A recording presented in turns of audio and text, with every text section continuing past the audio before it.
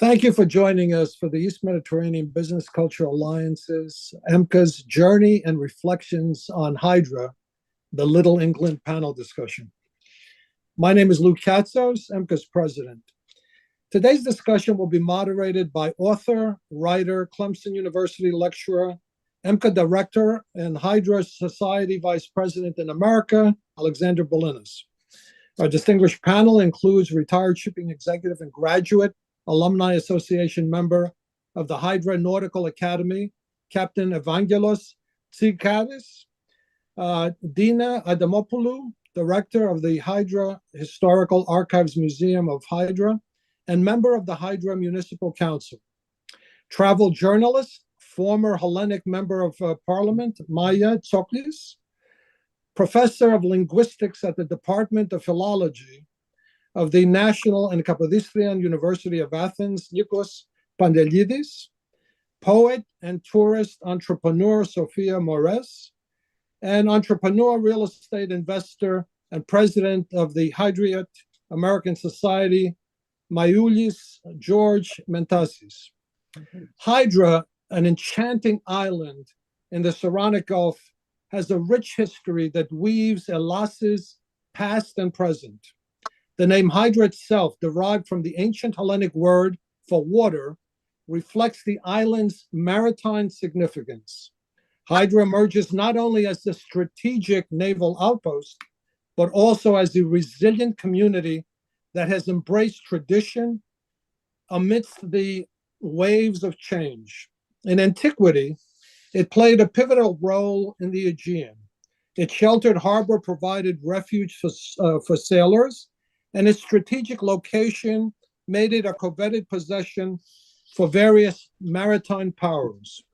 As part of the Athenian League and later under the rule of the Byzantine Empire, Hydra thrived as a maritime center, contributing both economically and militarily.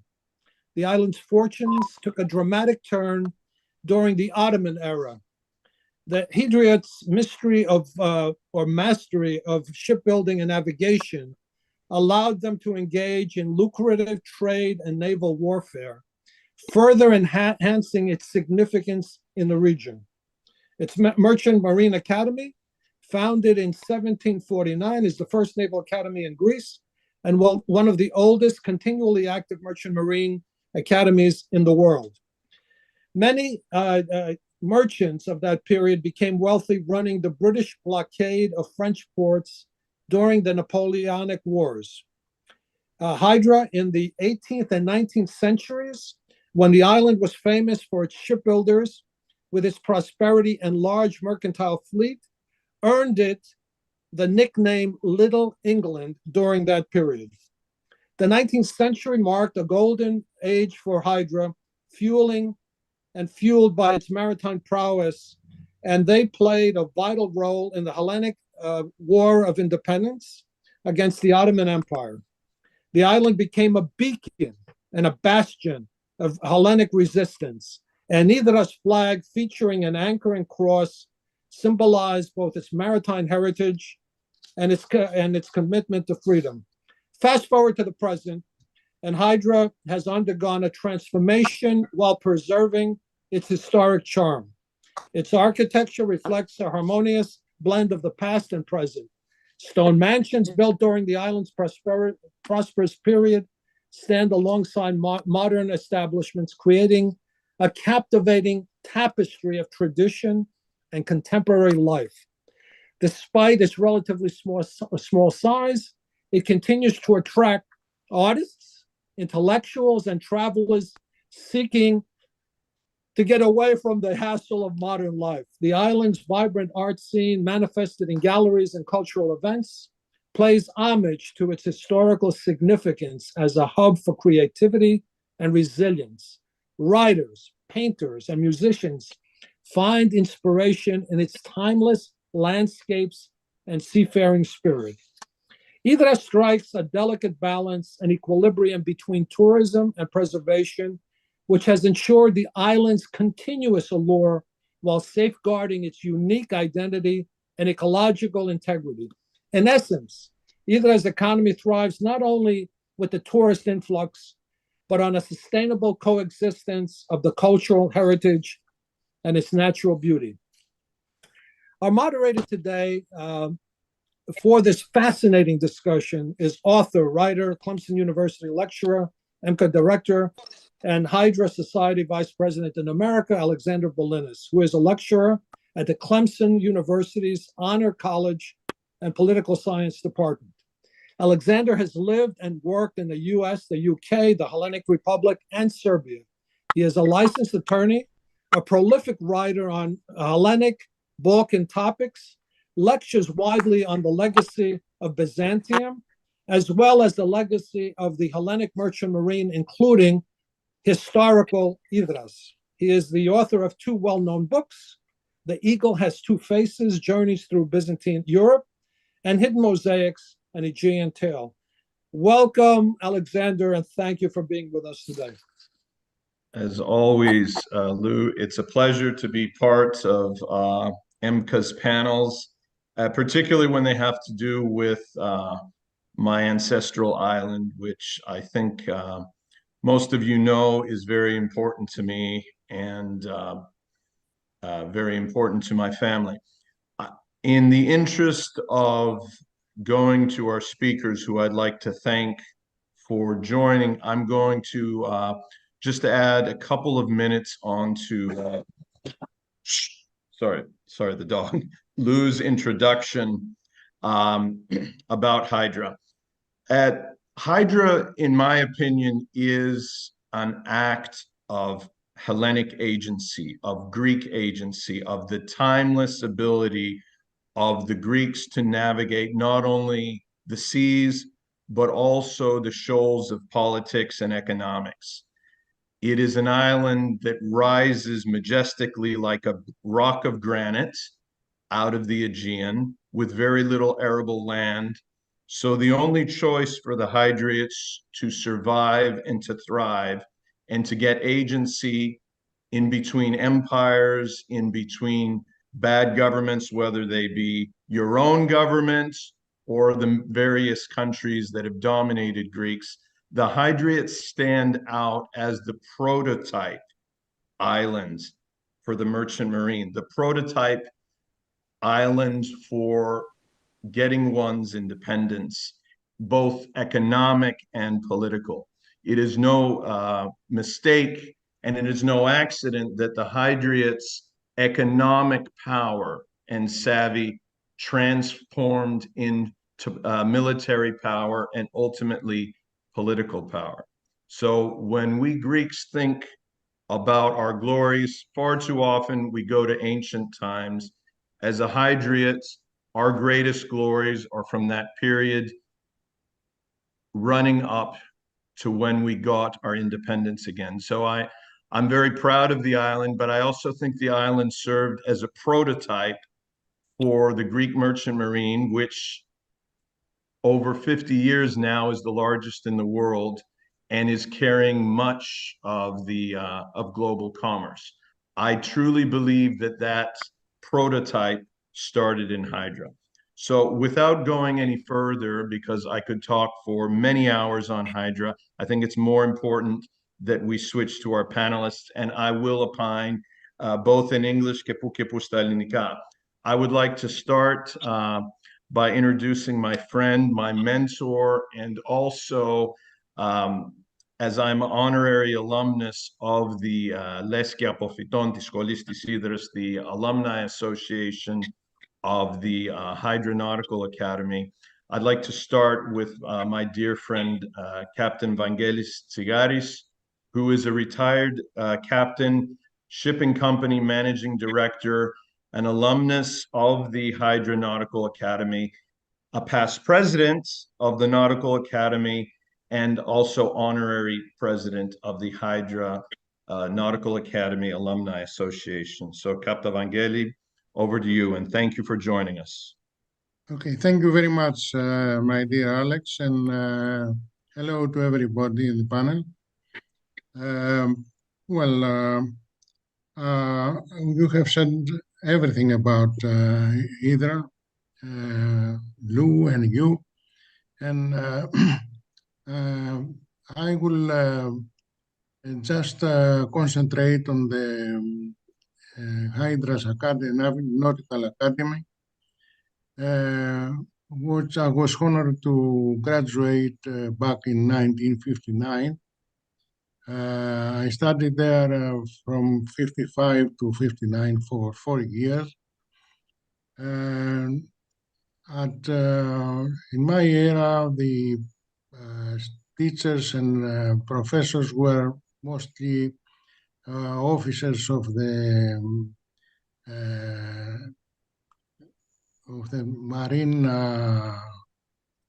merchant, not merchant marine, and also of the Coast Guard and so on.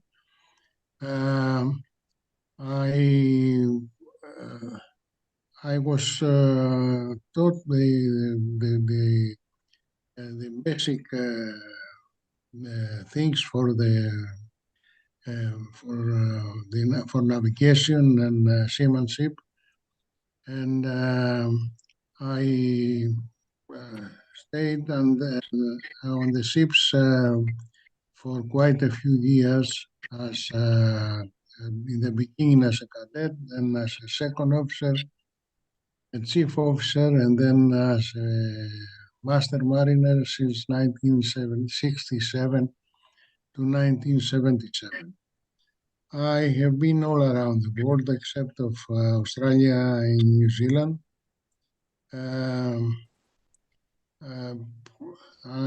My life was full of incidents at sea and ashore, and very dangerous conditions, but I succeeded to come out of that all back in 1977, when I commenced with working on the shipping companies in Piraeus and Athens. And in 1978, I was a member of the club of Hydra graduates in Piraeus, and I became a member of the board of that club in 1998, and then I was elected president in 2010. Until 2013. During this period, there were some efforts from several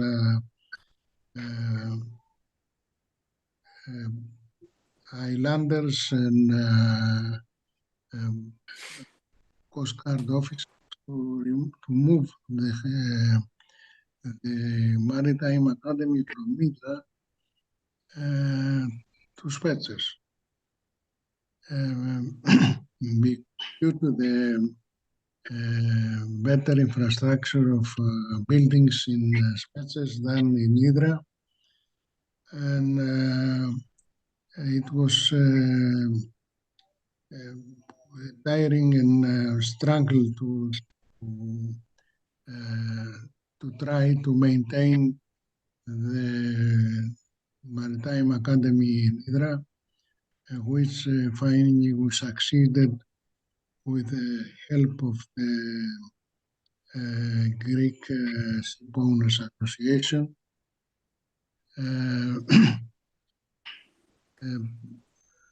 The saying that it was a shame to move from Hydra, the navigation, the Maritime Academy, which is the oldest in the world. Well, finally, we succeeded on that. Now, I would say that the Academy is on the best point due to the commander of the Academy, Commander Evangelos Adamopoulou, and the teachers and professors there, which are now employees of the academy. The director, Captain Yas, and Mr. Vasilis Stavropoulos, and I understand that the academy nowadays is at its best. Now,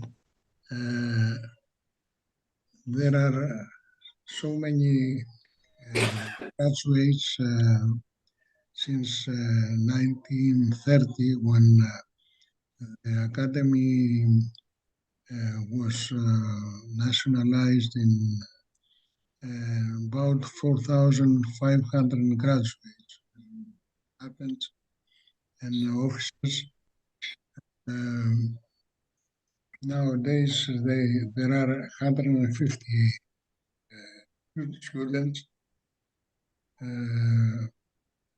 and they study for 4 years.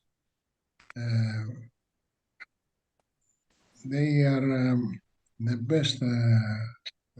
All the ship companies are looking for graduates of Hydra, while there are other 11 academies.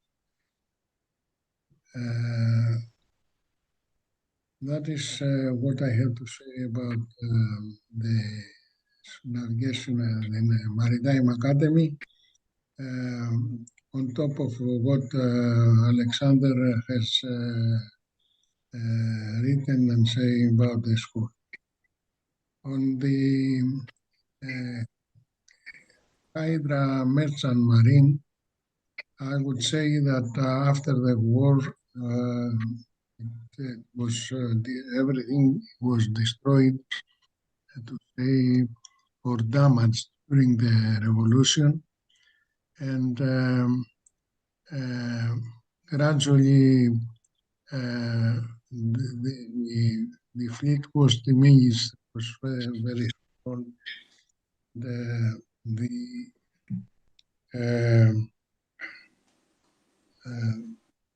The ship owners had no capital to repair the fleet or make new ships, and gradually all the seamen and captains and the crews moved from Hydra to Piraeus and others,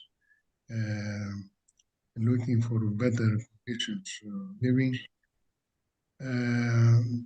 And we had not any Greek ship owners, so to speak, ocean-going vessels until the 1930s or before the Second World War, where there were 2 or 3 ship owners with dry cargo vessels, which they lost during the war, and what was remaining after the Second World War were 2 or 3 ships, which gradually were lost. And I don't want to mention any names. Some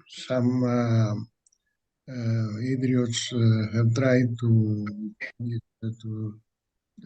shipping companies, but the financing was very difficult and expensive, so they didn't succeed. Now the island is living out of tourism, and I may say that it's doing very well on that, and we see that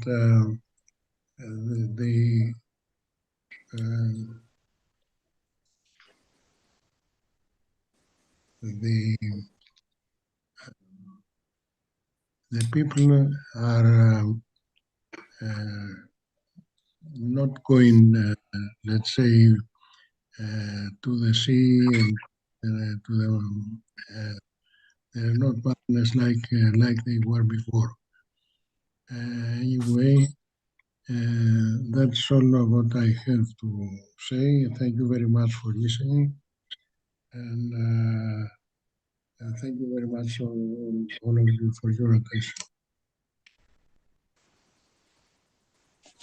Captain Vangeli, thank you as well for your words about the academy and also about a very important part of Hydrate history after the revolution, after Hydra's sacrifices and the story of its return. Obviously, the Nautical Academy remained central to the island, and the sea was central to the livelihoods of Hydrates. But as we will hear from other colleagues on the panel, we'll learn about the Hydra of tourism and the arts. But thank you for providing your words and an excellent overview of the Hydra Nautical Academy.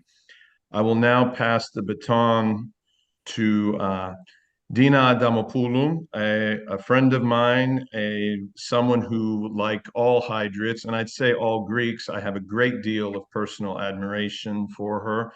I was at a Modern Greek Studies Association conference in Toronto last year, and when I mentioned that I was from Hydra and I was working on the Greek Merchant Marine, someone said, well, the Hydra Museum and Archives are a national treasure. And I said, they are. And I said, and so is the director, Nikos Thisavros. I'm not going to be able to justify her CV, but I'll just bring two items. For decades now, Dina has been the director of the Hydra Museum and Archives, and she's created this space as a Greek Hydrate and global center of gravity for intellect, the arts, and museum studies. She's also a member of the Hydra Municipal Council.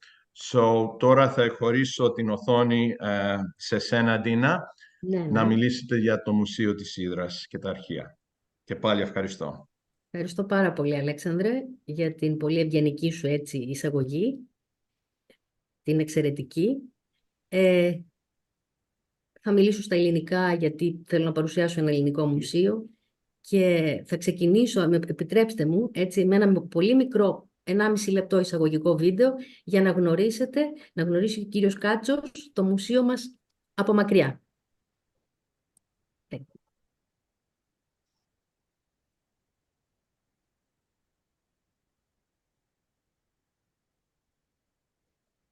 Μήπως πρέπει να πατήσουμε κάτι.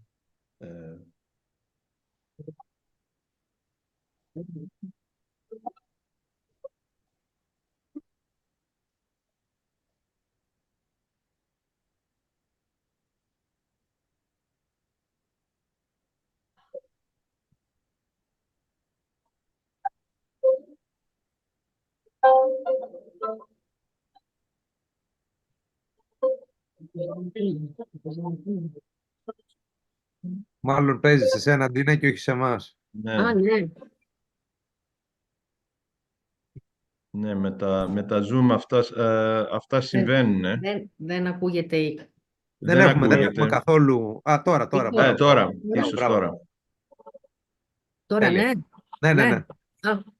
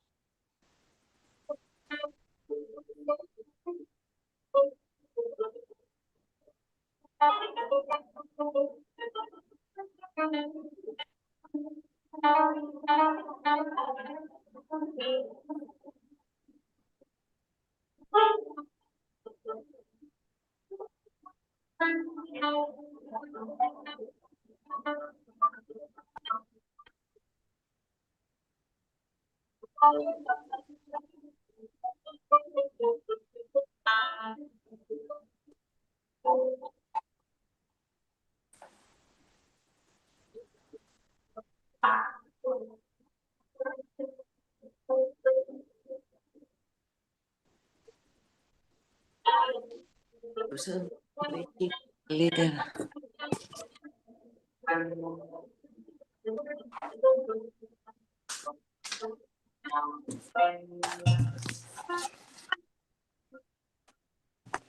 Αυτό ήταν το πολύ έτσι, περιεκτικό και μικρό βίντεο για να πάρει κανείς μια γεύση για το Ιστορικό Αρχείο και Μουσείο Ύδρας και να μπούμε στην περιήγησή μας μέσα στον χώρο και σε μια μικρή ιστορία των δεδομένων του.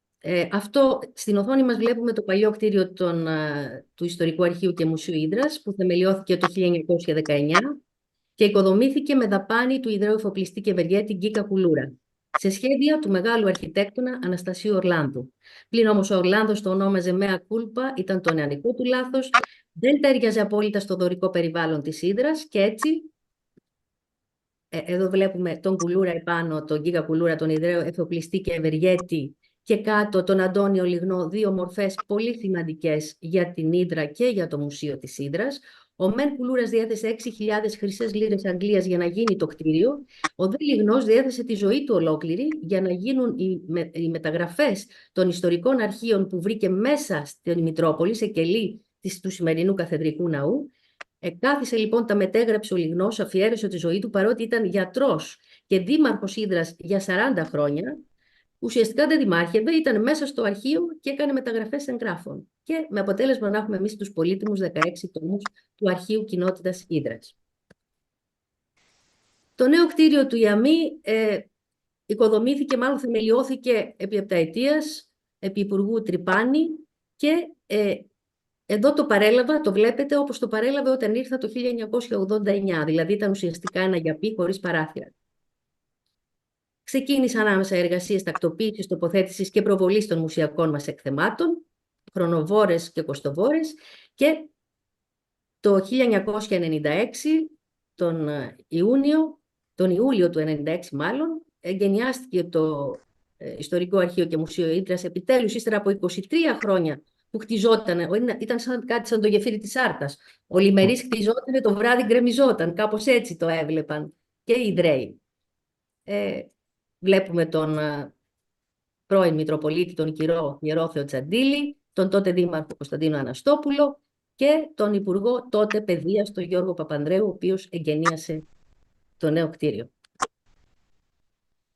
Θεμελιώθηκε, όπως είπαμε, το 1964, οικοδομήθηκε με δαπάνες του Ελληνικού Δημοσίου, με την ευγενική φροντίδα, όπως σας είπα, του Μητροπολίτη Ιεροθέου, σε σχέδια του αρχιτέκτονα, του αείμνηστου Δημάρχου Ύδρας Άγγελου Κοτρώνη και έκτοτε λειτουργεί ως δημόσια υπηρεσία, περιφερειακή των Γενικών Αρχείων του κράτους και υπάγεται απευθείας στην αρμοδιότητα του Υπουργείου Παιδείας, Θρησκευμάτων και Αθλητισμού.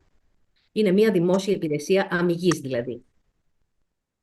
Ας περάσουμε λοιπόν τώρα σε μια περιήγηση στους χώρους του αρχείου και μουσείου, μιας, όπως είπε και ο Αλέξανδρος, μιας αληθινής κυβωτού ιστορίας και πολιτισμού για την Ύδρα. Είναι ένας φάρος πραγματικά πολιτισμού για το νησί, θεωρώ. Ξεκινάμε από το αρχαιοστάσιο όπου βρίσκονται και φυλάσσονται τα πολύτιμα αρχαιακά τεκμήρια της Ύδρας. Όπως βλέπετε, το αρχαιοστάσιό μας είναι εξοπλισμένο με υπερσύγχρονες κινητές αρχαιοθήκες που εξασφαλίζουν και τη συντήρηση και την διάσωση των εγγράφων που φυλάσσονται εκεί. Έχουμε έγγραφα από το 1709 μέχρι και τις μέρες μας. Εδώ βλέπουμε το χώρο της βιβλιοθήκης του μουσείου, η οποία περιλαμβάνει σήμερα περί τις 20.000 περίπου τίτλους βιβλίων και περιοδικών, με αμφιπρόσωπες βιβλιοθήκες. για να περάσουμε τώρα σε μία περιήγηση στον καθ' αυτό μουσιακό χώρο. Η είσοδος η μνημιακή, όπως βλέπετε, με το πάνω το φοβερό αυτό πολύ όμορφο γλυπτό του Καζάκου, του γλύπτη Κωνσταντίνου Καζάκου. Μπαίνουμε μέσα, έχουμε τον προθάλαμο του Ισογείου, όπου εδώ εκθέτουμε ενθυμήματα από την νεότερη ιστορία της Hydras. Βλέπετε δεξιά μας στολές πρέσβεων που συνέδεσαν τη ζωή τους με την Hydra. Ο Ιωάννης Πολίτης δεξιά, ο οποίος ήταν αυτός που μετέφερε το όχι στον ομόλογό του, τον Τσιάνο, στην Ιταλία, το όχι του Μεταξά. Και αριστερά ο Αλέξιος Λιάτης, υφυπουργός εξωτερικών επικυβερνήσεως του Κωνσταντίνου Καραμανλή, του αειμνίστου. Στολές από τον Αβέροφ, στολές ναυτικού, με τα τρικαντό τους. Δεξιά ο ναύτης με το ψαθάκι το γνωστό των αρχών του 20ου αιώνα. Τότε οι ναύτες φορούσαν ψαθάκια, καλοκαιρινά. Ανεβαίνουμε στον πρώτο όροφο, η κλίμακα ανόδου στον πρώτο όροφο, με ένα εξαιρετικό έργο του μεγάλου Ιδραίου δασκάλου αειμνίστου Παναγιώτη και ακαδημαϊκού Παναγιώτη Τέτση, που μας το δώρισε ευγενώς. Αυτό είναι καθοριστικό όπως ανεβαίνουμε την κλίμακα. Δεξιά μας βλέπουμε το σπάραγμα της σημαίας του Τορπιλοβόλου 11. Ήταν αυτό το οποίο με κυβερνήτη τον Νικόλαο Βότσι στο λιμάνι της Θεσσαλονίκης βύθισε τον Οκτώβριο του 1912 το τουρκικό θωρηκτό Φετχί Μπουλέντ. Σπαράγματα του οποίου πρόσφατα, όταν λέω πριν από μερικά χρόνια, ανελκύστηκαν από το λιμάνι της Θεσσαλονίκης, του τουρκικού θωρηκτού. Δηλαδή, ουσιαστικά, ο Δαβίδ νίκησε τον Γολιάθ. Αυτή ήταν η κυριολεκτία του μεγάλου κατορθώματος του Ιδραίου Νικολάου Βότσι, που ήταν και ανιψιός του αρχιτού ναυάρχου μας, του Παύλου Κουντουριώτη, ο Βότσης. Ανεβαίνουμε λοιπόν στον προθάλαμο του κυρίως μουσιακού χώρου, στον πρώτο όροφο. Βλέπετε την μνημιακή χάρτα του Ρίγα Φεραίου, του Δαλαισθηνλή, ένα από τα λίγα διεθνώς σωζόμενα αντίτυπα, το οποίο διασώσαμε και προβάλλουμε. Βλέπετε στο βάθος ακρόπρορα, μάλλον ένα ακρόπρορο στο κέντρο, μια γυναίκα που κρατάει έναν λεοντιδέα στα χέρια της, είναι λίγο μακριά βέβαια η λήψη, και πίσω βλέπετε ακροστόλια, είναι αυτά που κοσμούσαν την πλώρη και την πρίμνη του πλοίου, τα λεγόμενα ακροστόλια λοιπόν. Μπαίνουμε στη μεγάλη αίθουσα των ιστορικών εκθεμάτων, πάλι στον πρώτο όροφο, αριστερά του προθαλάμου. Εδώ προβάλλουμε προσωπογραφίες ιστορικών μορφών, που είναι ζωγραφισμένες από σπουδαίους ζωγράφους της εποχής, Φραγκίσκος Πίτζε, Ανδρέας Κριεζής και πολλοί άλλοι. Προσωπικά αντικείμενα ηρώων, ναυμάχων, προθήκες με μεγάλης ιστορικής αξίας αρχαιακά τεκμήρια, και στο κέντρο της οθόνης, στο κέντρο της διαφάνειας, βλέπετε την ασημένια Λύκηθο με την ταρυχευμένη καρδιά του αρχιναβάρχου, του Ιδραίου αρχιναβάρχου Ανδρέα Μιαούλη. Ήταν μια κίνηση που έκανε ο βασιλιάς Όθων, ο Ανδρέας Μιαούλης ήταν προσωπικός του φίλος. Η Βαβαροί ήταν γνωστή για τις ταρυχεύσεις σπλάχνων γενικώς. Όταν λοιπόν πέθανε ο Μιαούλης, ο Όθωνας διέταξε να αποσπαστεί η καρδιά του και συμβολικά την τοποθέτησε σε ένα περίτεχνο αγγείο των χρυσοχών Βίμερ και Γιούγκ, του παλατιού, των Βαβαρών χρυσοχών, και το έστειλε στην Hydra ως ένδειξη τιμής και ευγνωμοσύνης στη γενέτειρα του ήρωα. Μια πολύ σημαντική δωρεά είναι η δωρεά του Διονυσίου και Ίγκριτ Κουντουριώτη, του ελευταίου απογόνου των Κουντουριωτών, από τον κλάδο του Λάζαρο Κουντουριώτη, ο οποίος θέλησε τελικά τα ενθυμήματα της οικογένειάς του, που απέμειναν, μια και ήταν ο τελευταίος σε αυτόν, να τα δωρήσει στο Ιστορικό Αρχείο και Μουσείο Hydras και όχι στο Μουσείο Κουντουριώτη, διότι σκέφτηκε ότι εδώ θα τα δει περισσότερος κόσμος, και βεβαίως έτσι είναι, διότι έχουμε περίπου 25.000 επισκέπτες ετησίως. Μπαίνουμε τώρα στην αίθουσα ναυτιλίας, που επικοινωνεί με την αίθουσα την προηγούμενη, στον πρώτο όροφο. Εδώ έχουμε μοντέλα πλοίων, όπως βλέπετε, της εποχής, πλοίων που έλαβαν μέρος στον αγώνα, και στους τοίχους βλέπετε πορτρέτα πλοίων ζωγραφισμένα από σπουδαίους θαλασσογράφους της εποχής. Στην απέναντι αίθουσα είναι η αίθουσα όπλων και ενδυμασιών στον πρώτο όροφο επίσης, με μια συλλογή σπαθιών, εξαιρετικά πλούσια συλλογή σπαθιών, βλέπετε την ενδυμασία κάτω στο κέντρο, είναι το πιρπιρί της οικογένειας Μιαούλη, κάποιες από τις Μιαούλενες, με το εξαιρετικό κόσμημα, το Ιορδάνι, τον Ιφιάτικο που το συνόδευε.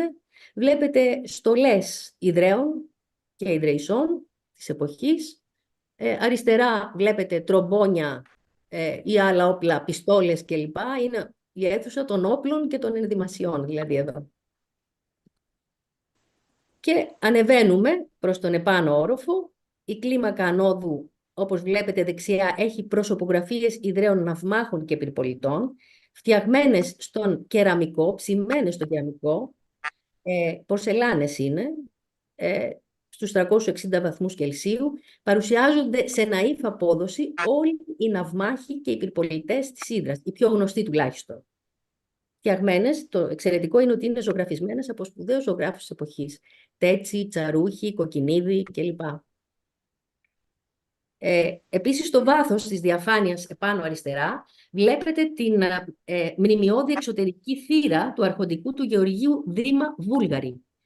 Είναι μία πόρτα του περίφημου αρχοντικού, του Σεραγιού, που δεν υπάρχει πια, διότι το 1913 επί Δημαρχίας Τσίπη οι Ιδραίοι τον γκρέμισαν, διότι τους θύμιζε, λέει, την πικρή Οθωμανική σκλαβιά, και έτσι χάθηκε ένα εξαιρετικό αρχοντικό, ένα δείγμα σπάνιο προκάτ κατασκευής οθωμανικού ύφους, το οποίο ο Σουλτάνος ο Σελίμ ο Τρίτος είχε στείλει ως δώρο στον Γεώργιο Δήμα Βούλγαρη, τον ευνοούμενό του, τον Μπας Ρεΐζη του Οθωμανικού στόλου. Ξέρετε ότι οι Ιδραίοι έστελναν κατ' έτος και αργότερα και κάθε εξάμηνο μία ομάδα ναυτών, των μελάχιδων, όπως λέγονταν. Ήταν ένα είδος φόρου κεφαλικού, ας πούμε, στους Οθωμανούς. Αντί να πληρώνουν φόρους, έστελναν τους ναύτες τους για να υπηρετούν στον Οθωμανικό στόλο. Και βέβαια αυτοί έδιναν τις γνώσεις τους, την ανδρεία τους, τις ικανότητές τους, και πληρώνονταν όμως από την εβραϊκή κοινότητα οι ναύτες αυτοί που αποστέλλονταν. Ένας από αυτούς ήταν ο Γεώργιος Δήμα Βούλγαρης. Ήρθε το 1800 στην Hydra, αποσταλμένος από τον Σελίμ τον Τρίτο, για να επιβάλλει την τάξη στην αναρχοκρατούμενη τότε Hydra. Ο παλικαρισμός ήταν στο έπακρο. Ήρθε εδώ ο Γεώργιος Δήμα Βούλγαρης, με τις ικανότητές του και την σοβαρότητα και την αυστηρότητά του, κατάφερε να επιβάλλει πράγματι την τάξη. Έγινε ο Μπάς Κοτζάμπασης της Hydras και ο Μπάς Ρεΐζης πόρου Hydras και Σπετσών. Είχε πολλαπλές ιδιότητες.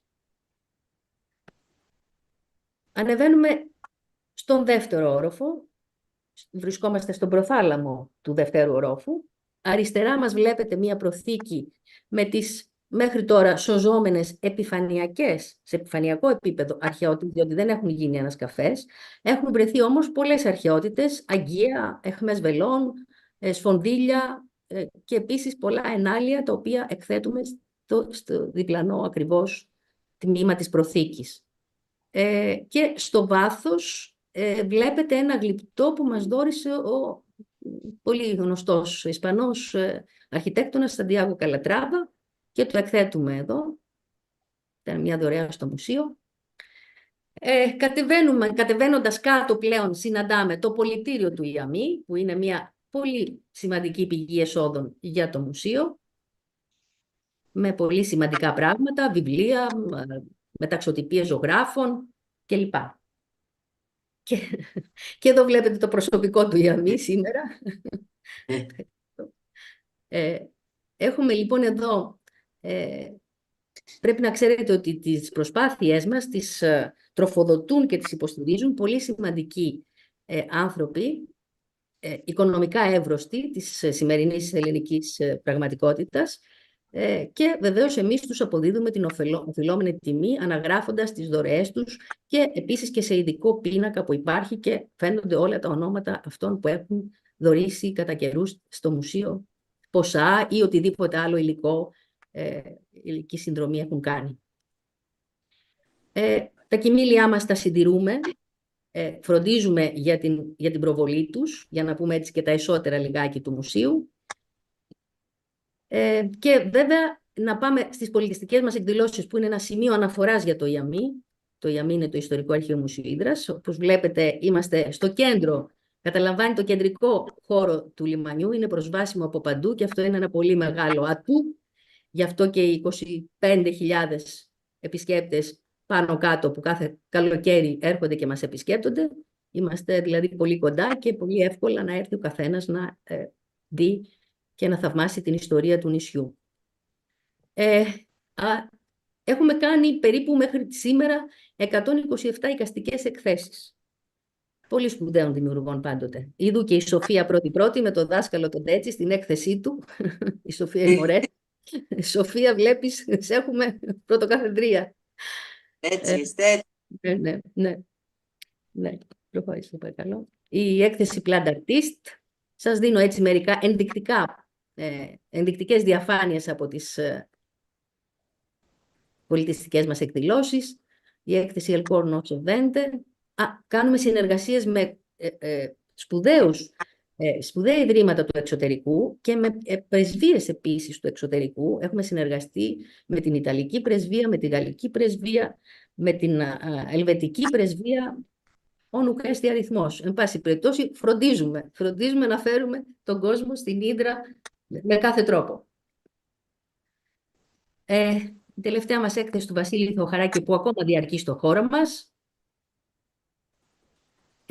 Επίσης, κάνουμε εκπαιδευτικά προγράμματα στο χώρο μας με μουσιοπαιδαγωγούς που μετακαλούμε για το σκοπό αυτό, τα παιδιά της Ύδρας, τους μαθητές όλων των βαθμίδων εκπαίδευσης. Δωρεάν πρέπει να πούμε εκπαιδευτικά προγράμματα, αφού βρίσκουμε χορηγούς. Υπάρχει και αυτό το δεδομένο του να βρει κανείς χορηγούς. Αυτό το κάνουμε. Το έχουμε πετύχει μέχρι στιγμής και ελπίζω να συνεχίσουμε. Μας έχουν εμπιστευτεί. Από εκπαιδευτικά προγράμματα πάλι, ναι, το μπορούμε. Σας δείχνω τώρα ξεναγήσεις διαφόρων επισήμων προσώπων που έχουν περάσει από το μουσείο, έτσι πάλι ενδεικτικά. Έρχονται οργανωμένα γκρουπ βέβαια και ξεναγούνται, παιδιά ή επισκέπτες ή γκρουπ. Εδώ βλέπετε την Αργεντίνικη αποστολή, ο Αργεντίνικος στόλος, αξιωματική του Αργεντινού στόλου στο κέντρο, ξεναγούνται στους χώρους μας. Σας δείχνω επισκέψεις σχολείων και ξενάγησή τους στο αρχαιοστάσιο και στη βιβλιοθήκη μας. Τα παιδιά δείχνουν μεγάλο ενδιαφέρον και πραγματικά μπαίνουν ειδικά τα Ιδρεόπουλα, νιώθουν περήφανα για την ιστορία τους μπαίνοντας στον χώρο αυτό. Κάτι άλλο που κάνουμε επίσης είναι η ψηφιοποίηση των αρχείων μας. Κάτι που είναι πολύ απαραίτητο σήμερα και με αυτόν τον τρόπο μπορείτε να διαχέετε πληροφορία σε οποιονδήποτε ενδιαφερόμενο, είτε ερευνητή είτε φιλίστορα. Η ιστοσελίδα μας είναι αυτή που βλέπετε, www.iamy.gr. Μπορεί κανείς να την επισκεφτεί και να δει πάρα πολλά πράγματα για τις εκδηλώσεις μας. Είναι ενημερωμένοι μέχρι σήμερα πλήρως.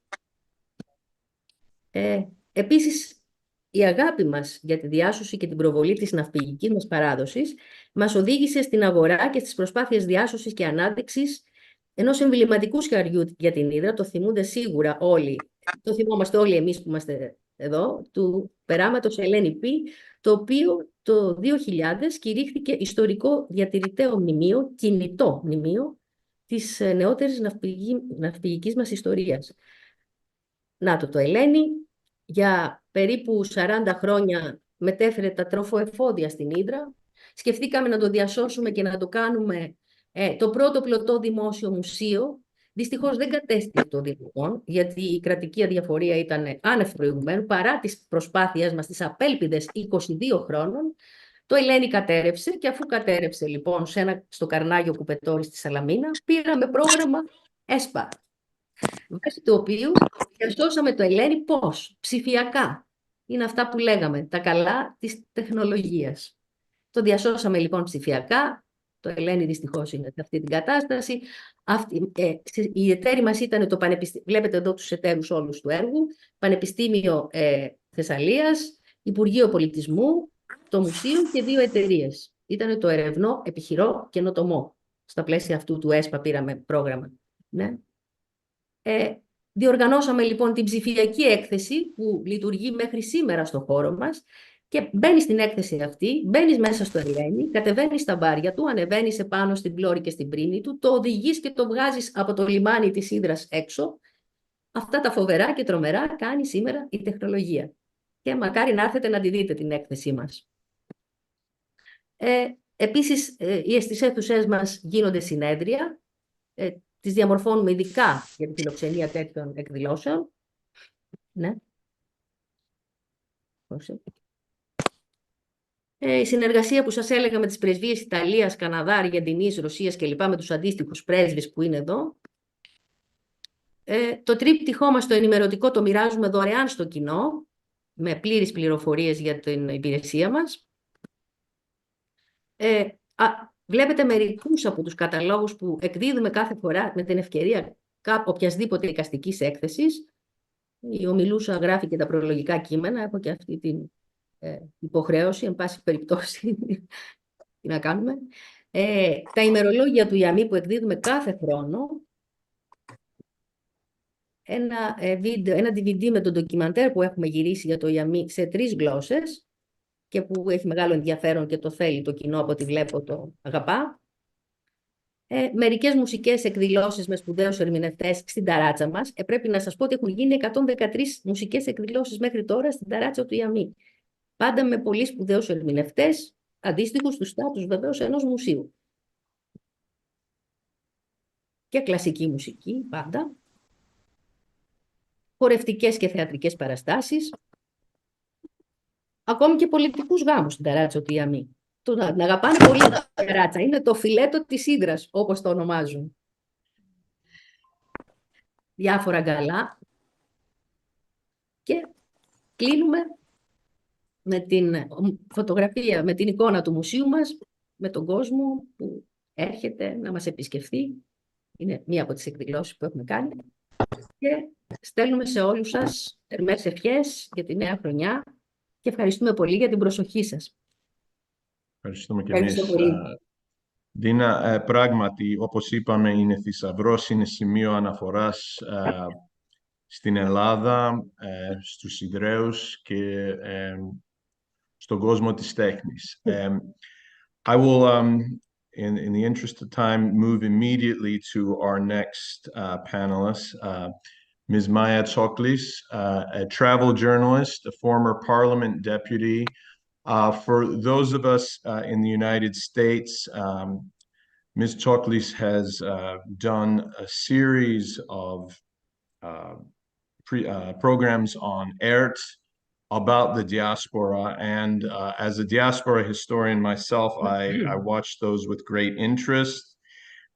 It's great for people in Greece to understand just how vast and interesting the diaspora is, and obviously the role of the merchant marine in creating and connecting the diaspora is something that we Hydrates were very involved in. But I don't want to editorialize more on that in the interest of time. So let me pass over the baton to you, Maya, to talk about the Hydra of the arts. Thank you so much for joining us. Thank you very much, Alexander. Thank you, Lou. Thank you, Dina, for reminding us once again all the wonderful things that you've been doing all these years, and it has not been easy. Sometimes you forget to say how difficult it has been for you in the beginning. I mean, for many years, it has been really difficult. And now, έτσι δεν είναι? Έτσι είναι ακριβώς. Είναι ακριβώς. Τα θυμόμαστε όλοι πολύ καλά. So I'll try to speak a bit in English, as Lou asked us to do, about this art scene, which I've lived in the art scene for many years, since my father is Tsoklis, the painter. So I grew up in this καλλιτεχνικό κόσμο that has been active in Hydra for so many years. So thank you very much. And I'll start with a few personal words before I begin. So I was thinking that if my life until adulthood were measured only by summers, then I grew up in Hydra. It was there from the mid-60s that my first stable home was located in Kalapigadia. It was there that I made my first friends, that I made my first memories, that I caught my first big fish.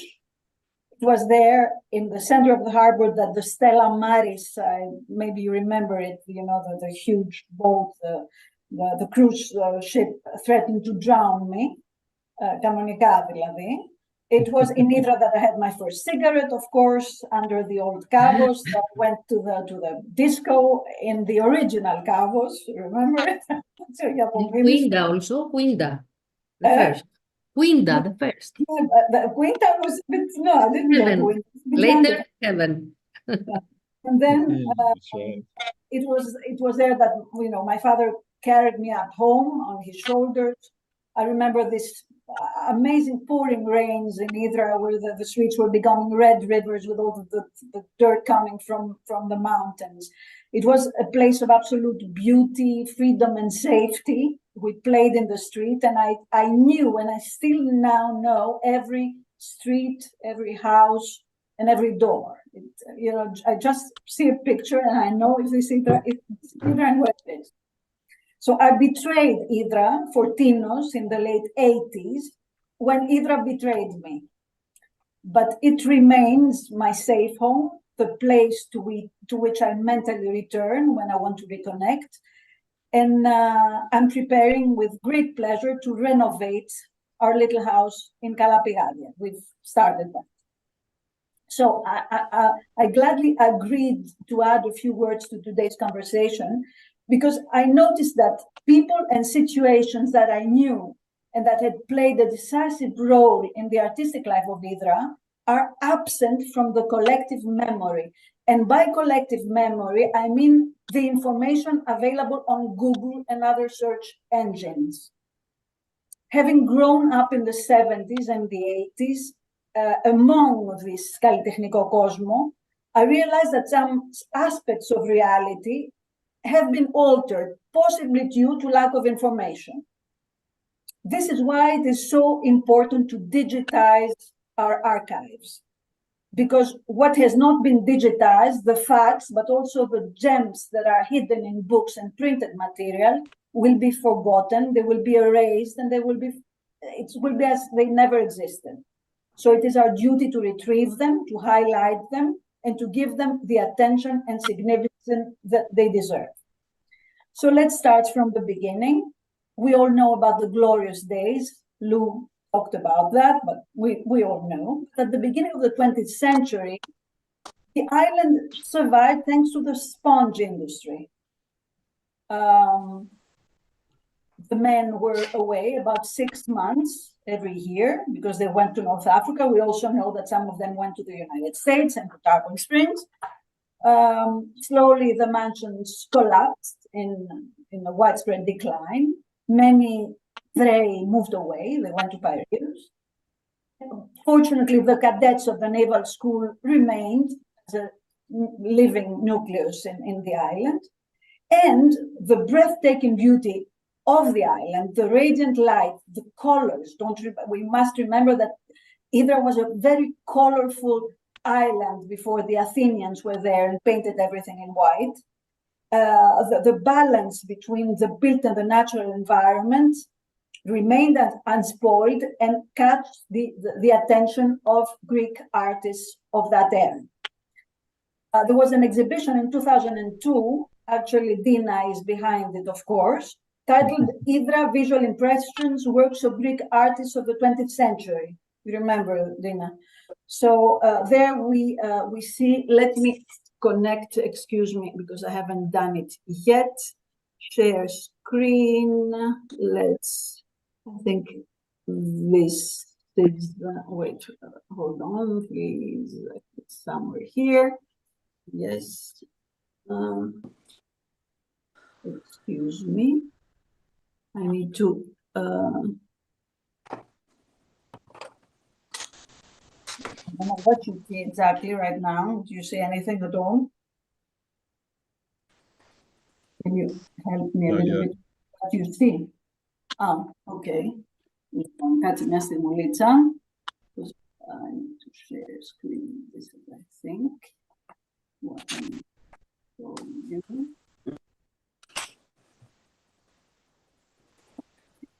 So do you see this or not? Yet. Not yet. Not yet. Wait, once again. I need to do this and push share, and now you probably see it.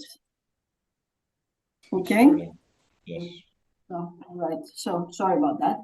So,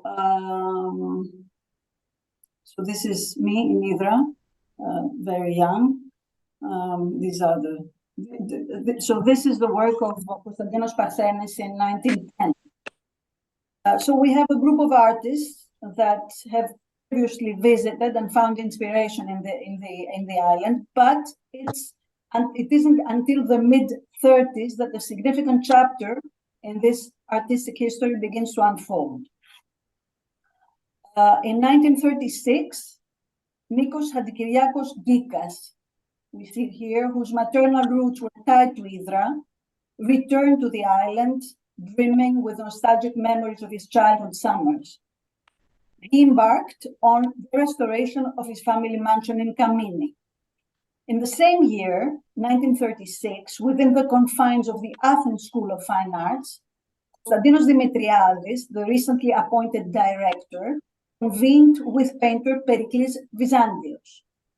Their purpose was to explore Vizantios' proposal to establish branches of the School of Fine Arts in locations of great beauty and inspiration.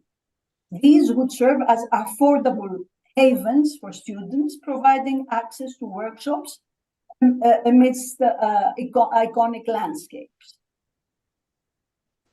Delphi, Mykonos, and Hydra were the proposed locations, where in Hydra, skillful negotiations culminated in the acquisition of the mansion of Tobazis. You can see it here. Vizantios assumed the role of director for the stations in Delphi and Hydra, and from 1945 onward, exclusively for Hydra. Here you can see my father, Kostas Tsoklis and Christos Karas, students of the School of Fine Arts in 1951 in Hydra. The group, later known as the 60s generation, γενιά του 60, included figures as Grozas, Karas, Kondos, Tsoklis, of course. And what my father was telling me today, because I was asking him, he was saying that the Hydra station not be compared to any other station in Greece. And all this because of Vizantios himself, who was a remarkable man, a bon viveur. He cherished young people, he loved life, and he imbued, let's say, that spirit to the students. So in the late 40s now, the first foreigners established themselves on the island, including Lily Mack and her ceramist husband, and by the mid-50s, we can see them in this picture, a small community of foreigners gather around a very distinctive and enchanting Australian couple, George Johnson and Charmian Clift. So, in tandem with the Greeks, English and other Europeans, American, Australian artists start to purchase homes and adopt very alternative lifestyle. We also have an easier way to get to Hydra since the new ship Meraida becomes more active, let's say. So in post-war Hydra, we found different influential focal points that attract newcomers, new artists in Hydra. We have the foreign community, we have Nikos Gikas, and we have the School of Fine Arts in Vizantios. They all actively invite and promote Hydra to their friends and acquaintances. They encourage them to invest in houses. Gikas hosts very famous personality, personalities. We can see him here with Patrick Lee Fermor, Henry Miller. Great personalities come to Hydra. They're very friends with Seferis, with Katsimbalis, with Pikionis and Gonopoulos. They all come to the island. The School of Fine Arts hosts very distinguished individuals like Chagall or Pierre Daninos, along with Greek students. Hydra captivates moralists. We remember the very famous poster of 1956, who actually buys a house in Hydra with his partner, the sculptor Bouba Liberaki. Kesanlis also buys a house in Kiafa. He doesn't really stay long in Hydra, but anyway. In 1956, Kakoyannis directs The Girl in Black, starring Elie Lambetti and Horn, a production that captures the attention of the international audience. The following year, 1957, we have the very famous Boy on the Dolphin with Sophia Loren and Alan Ladd make their entrance. In the wider context, I guess, of the Marshall Plan of the time, and encouraged by King Pavlos and Queen Frideriki, we have this great American personality, Spiros Skouras, who's the director of 20th Century Fox, who initiates the filming of A Boy on a Dolphin in Hydra. And it's the first major Hollywood production to take place in the island. And this is a substantial advertisement for both Greece and Hydra. 1960 now, we have Leonard Cohen. He meets Barbara Rothschild in London. At the time, Barbara Rothschild is a companion of Nikos Hatzikyriakos Gikas. And she tells him about Hydra and her impending marriage to the painter. Leonard Cohen is fascinated and he visits the island in the summer of 1960. I was reading that the house didn't really welcome him, and he cursed it, and it burned actually in 1961. But anyway, he connects with the circle of the Australians, of George and Charmian. He meets Marianne. We know the story. It's been written, or they were filmed, so we know pretty much everything about that. So Hydra continues to evolve into a cinematic backdrop. We have Pedra, of course, and various other Greek projects. The school remains a hub for hosting students. My father still goes there. In 1960, in the summer, he works on a big project with works that he will be presenting in Paris a few years later. He's there with Mimis Kondos, his best friend. And the funny thing is that almost every day they risk their physical well-being when they engage in these fishing expeditions. They go with their rods just under the then operational slaughterhouse that today hosts Veste Foundation. So it's quite interesting. In the beginning of the 60s, the Sofianos family from Asia Minor purchases a house that later will be transformed into the Miranda Hotel. We're in this wonderful period. Sofia Mores will talk about it, where La Rudera is is famous. We have all these unimaginable people visiting Hydra. And the Miranda Hotel becomes the epicenter of Hydra's cultural life, attracting all kinds of individuals. By 1976, the gallery opens, and the courtyard of Miranda's hotel, with the very famous Jasmine, becomes a focal point for painters, for writers, for musicians. It's an absolutely wonderful place. We have almost no pictures of that period. It's exactly what I was telling you. I was trying to find all these very famous people and very important people who were in Hydra at the time, and I couldn't find them. We probably have pictures in Lagoudera, but not in Miranda. So all these exhibitions openings gained prominence in the country and in the social news, thanks to the support of EMBCA, who's there. We see her here with the son.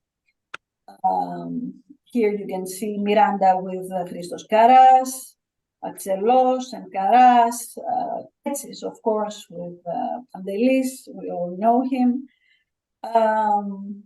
So this is a decade that has vanished from the collective memory, as I mentioned in the beginning. And I was wondering, where is gallerist Nikos Papadakis? Where is ceramist Eleni Bernardaki? The art historian Maria Kodjamani? Where are the exhibitions of Tsoklis, of Karas, of Pavlos, of Nellis? Where is Niki Kanagini, Yulia Gazetopoulou, Vaso Kyriaki, the philosophical evenings, the conversations between Axelos and Skaramangas, Minos Argirakis, who spent days on the couch of Miranda over the courtyard for the lack of rooms? Where are the concerts held in charming houses in Hydra, in the heart, when Hydra was this heart of the international jet set? The answer is that they are probably stored away in boxes filled with old photographs and magazine clippings. And it's a pity, because they are part of Hydra's history. And this history, of course, continues to unfold thanks to individuals like Dina Adamopoulou. We all know by now how active she has been all these years. Thanks to people like Dimitris Andonitsis, and of course the EEST Foundation. Dimitris is known for discovering talent since 1999. For the last 25 years, he's been showcasing the work of emerging Greek and international artists under the Hydra School platform. The exhibitions are now supported by the Neon Foundation, hosted for many years in the Sachturion, the old high school. They also occupied parts of shops, hotels, town squares. Later, they found a home in the Merchant Marine Academy. In the summer, last year, they moved to the old market of Hydra, but unfortunately, Dimitris told me that this year it won't be possible because the municipality plans to use the place. And then we also have, of course, the EEST Foundation. It needs absolutely no introduction. In 2008, the municipality of the island of Hydra granted EEST the island's old slaughterhouse. After restoration and renovation, it now serves as a unique exhibition place. Behind the foundation, of course, is Dakis Ioannou, one of the most influential collectors in the world. Thus, the huge success of the initiative that has put Hydra Summers in the international art scene. So I'm stopping here, stressing once again the importance of digitizing all the archives as soon as possible.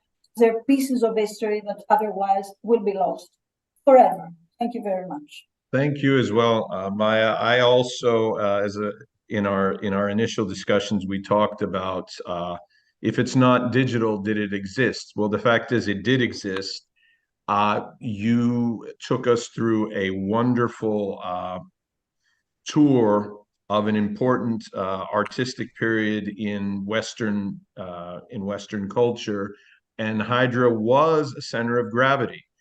At some point, we need to talk offline about some ideas about how to get it back, and certainly, I think I'll have to check with my colleague Yorgo, but I think from the standpoint of the Hydra Society in the United States, given the role of so many Americans in this process, there might be some ways that we can put back that mosaic that you described so beautifully. Thank you again. Thank you. Yes, wonderful. Moving right along, I will do just a very quick introduction to Professor Nikos Pantelidis, who's going to talk about the role of Arvanitika in Hydra. As Hydriots know, and as serious students of Greek history know, the linguistic group, the Arvanites, form a substantial portion of the population of certain Greek islands, parts of southern Greece, particularly southeastern Greece. They are part and parcel of the Greek nation. They have always stood by Greece in orthodoxy, but we don't.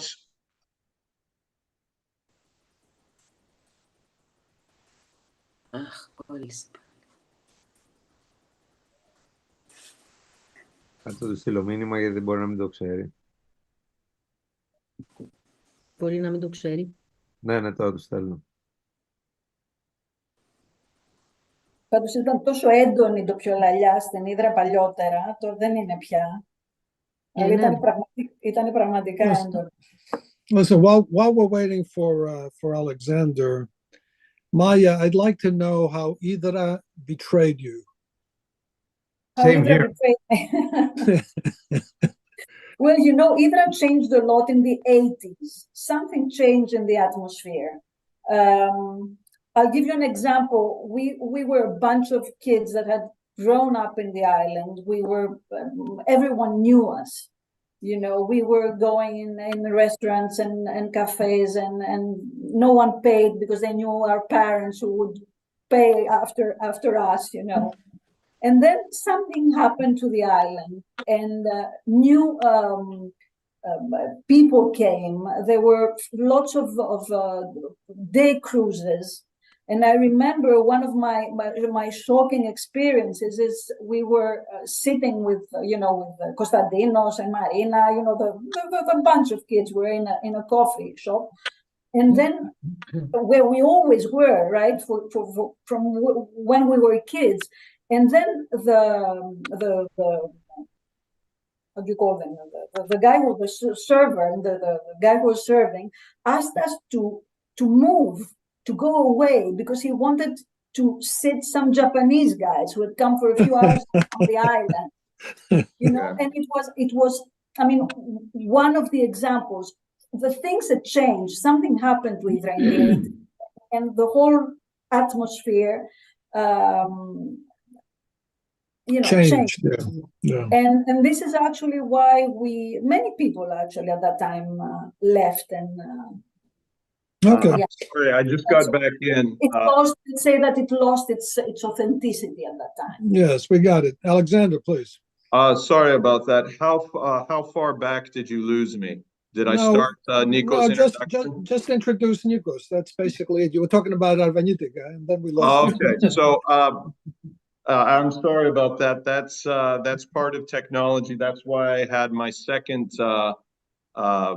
computer ready. It's kind of like our ancestors of old who would have two pistols in their sash so that they could fire two shots. So I'm back, but let me pass over the baton to Professor Pantelidis to talk about Arvanitika.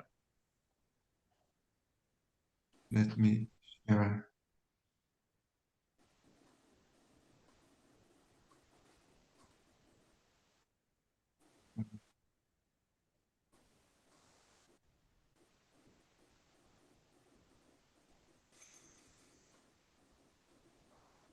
Well, let's.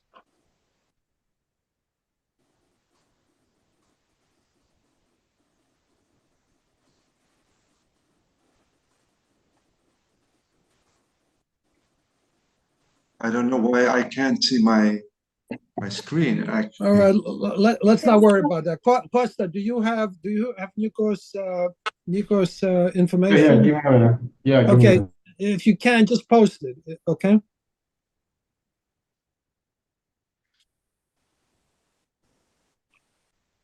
Will I then be able to handle the PowerPoint? If you can Or handle it, do I have okay. to say change the? Yeah, just change it. If you can handle it, great. If you can't, he'll try to post it, and then you can have him change it. I'm gonna post it, but I'm gonna follow your prompts. So I must tell you change.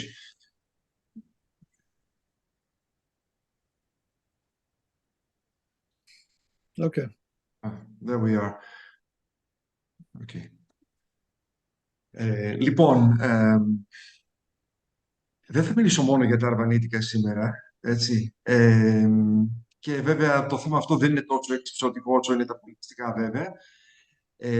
Ως γλωσσολόγος θα κινηθώ στα χωράφια μου και στην παρέμβασή μου θα πραγματοποιήσω ένα σύντομο ταξίδι στη γλωσσική ιστορία της αγαπημένης μας Hydras, η οποία για όσους με γνωρίζετε είναι και η πατρίδα της μητέρας μου.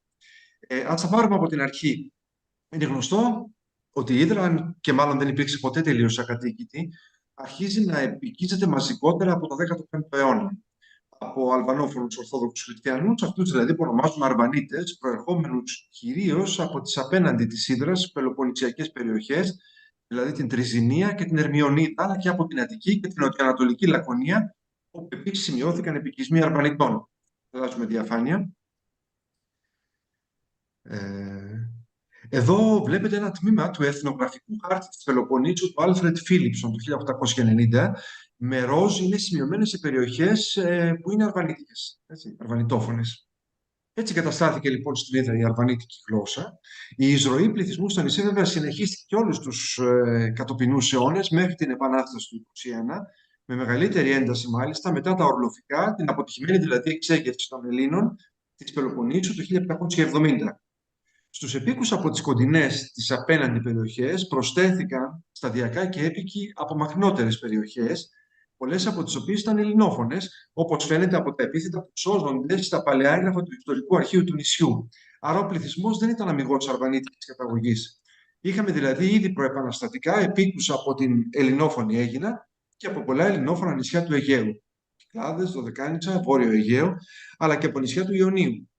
Και από στεριανά μέρη, την Πάτρα και την ορεινή Ανατολική Αχαΐα, την Καλαμάτα, την Τριπολιτσά, τα Λαγκάδια και τη Δημητσάνα, τα χωριά της περιοχής της Κινουρίας και της Τσακωνιάς, όπως τον Άγιο Πέτρο, το Καστρί, τα Πέρβαινα, τον Κοσμά, το Κορακουβούνι, το Πηγάδι, την Κουνουπιά, και από τη Λακωνία, πιο συγκεκριμένα από τα χωριά Ζαραφώνα, Χρύσαφα, Αγριάνη, Έλος, Γέρακας, Μονεμβασία και τα Βάτικα, καθώς και από τα γειτονικά Κύθυρα, αλλά και από τη Μάνη. Όλοι αυτοί οι άνθρωποι αναζήτησαν και βρήκαν στην Hydra ασφαλές καταφύγιο, αλλά και καλύτερες οικονομικές προοπτικές. Το αρβανίτικο στοιχείο και η αρβανίτικη γλώσσα ήταν κυρίαρχο όμως από πολύ καιρό πριν, καθώς τους πρώτους αιώνες από το 15ο και μετά, οι έπικοι προέρχονταν κατά το μεγαλύτερο μέρος τους, όπως είδαμε, από τις γειτονικές επίσης αρβανιτόφωνες περιοχές. Αυτό που πιθανότατα συνέβη είναι ότι οι νεοεισερχόμενοι ελληνόφωνοι, ακόμη και αν υπήρξαν αριθμητικά ισχυροί, προσαρμόστηκαν γλωσσικά και πολιτισμικά στην προϋπάρχουσα κατάσταση. Αυτό συμβαίνει όταν μάλιστα αυτή η προϋπάρχουσα κατάσταση εκπροσωπείται από ένα για οποιοδήποτε λόγο πληθυσμιακά, στρατιωτικά, οικονομικά, πολιτισμικά κυρίαρχο στοιχείο. Αυτή η διαδικασία μπορεί να διαρκέσει βέβαια μερικές γενιές, περνώντας από διάφορα στάδια. Χρήση της ελληνικής αποκλειστικά στο οικογενειακό περιβάλλον, αλλά εκμάθηση της αρβανίτικης και χρήση της στη δημόσια σφαίρα. Από το δημόσιο χώρο, τα αρβανίτικα θα διείσδησαν κατόπιν στο οικογενειακό περιβάλλον και έτσι θα ολοκληρωνόταν η γλωσσική μετατόπιση, language shift, όπως το λέμε στη γλωσσολογία. Μια διαδικασία που στους Ελληνοαμερικανούς μπορεί να είναι και οικία από τη σταδιακή επικράτηση της Αγγλικής και στο οικογενειακό περιβάλλον στην Ελληνοαμερικανική κοινότητα. Αυτό στην περίπτωση που οι έπικοι από ελληνόφωνες περιοχές έφταναν στην Hydra ως οικογένειες. Στην περίπτωση που έφταναν ως μεμονωμένα άτομα και με το γάμο εισέρχονταν σε αρβανιτόφωνες οικογένειες, η διαδικασία υπήρξε προφανώς ταχύτερη. Η Hydra άλλωστε δεν υπήρξε ποτέ αυστηρά ενδογαμική κοινωνία, σε αντίθεση με άλλες απομονωμένες αρβανίτικες κοινότητες της στεριάς. Νύφες και γαμπροί από πολλά ελληνόφωνα μέρη συνέχισαν να παντρεύονται Ιδραίες και Ιδραίους και να εγκαθίστανται στο νησί καθ' όλη τη διάρκεια του 19ου και του 20ου αιώνα. Γραπτή γλώσσα, πάντως, στις αρβανίτικες κοινότητες υπήρξε πάντοτε η ελληνική.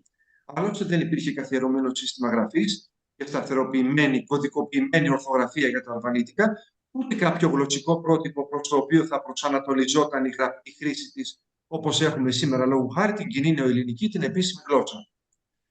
Δόζονται μόνο 2 επιστολές του πρόκριτου Ιωάννη Ορλάνδου προς τους κουνιάδους του Λάζαρο και Γιώργιο Κουτιώτη, γραμμένες στα αρβανίτικα σε ελληνικό αλφάβητο, σταλμένες από το Λονδίνο, όπου είχε μεταβεί ο Ορλάνδος ως ένα από τα μέλη ελληνικής αποστολής που θα διαπραγματευόταν τη σύναψη δανείου από αγγλικές τράπεζες για τη χρηματοδότηση του αγώνα.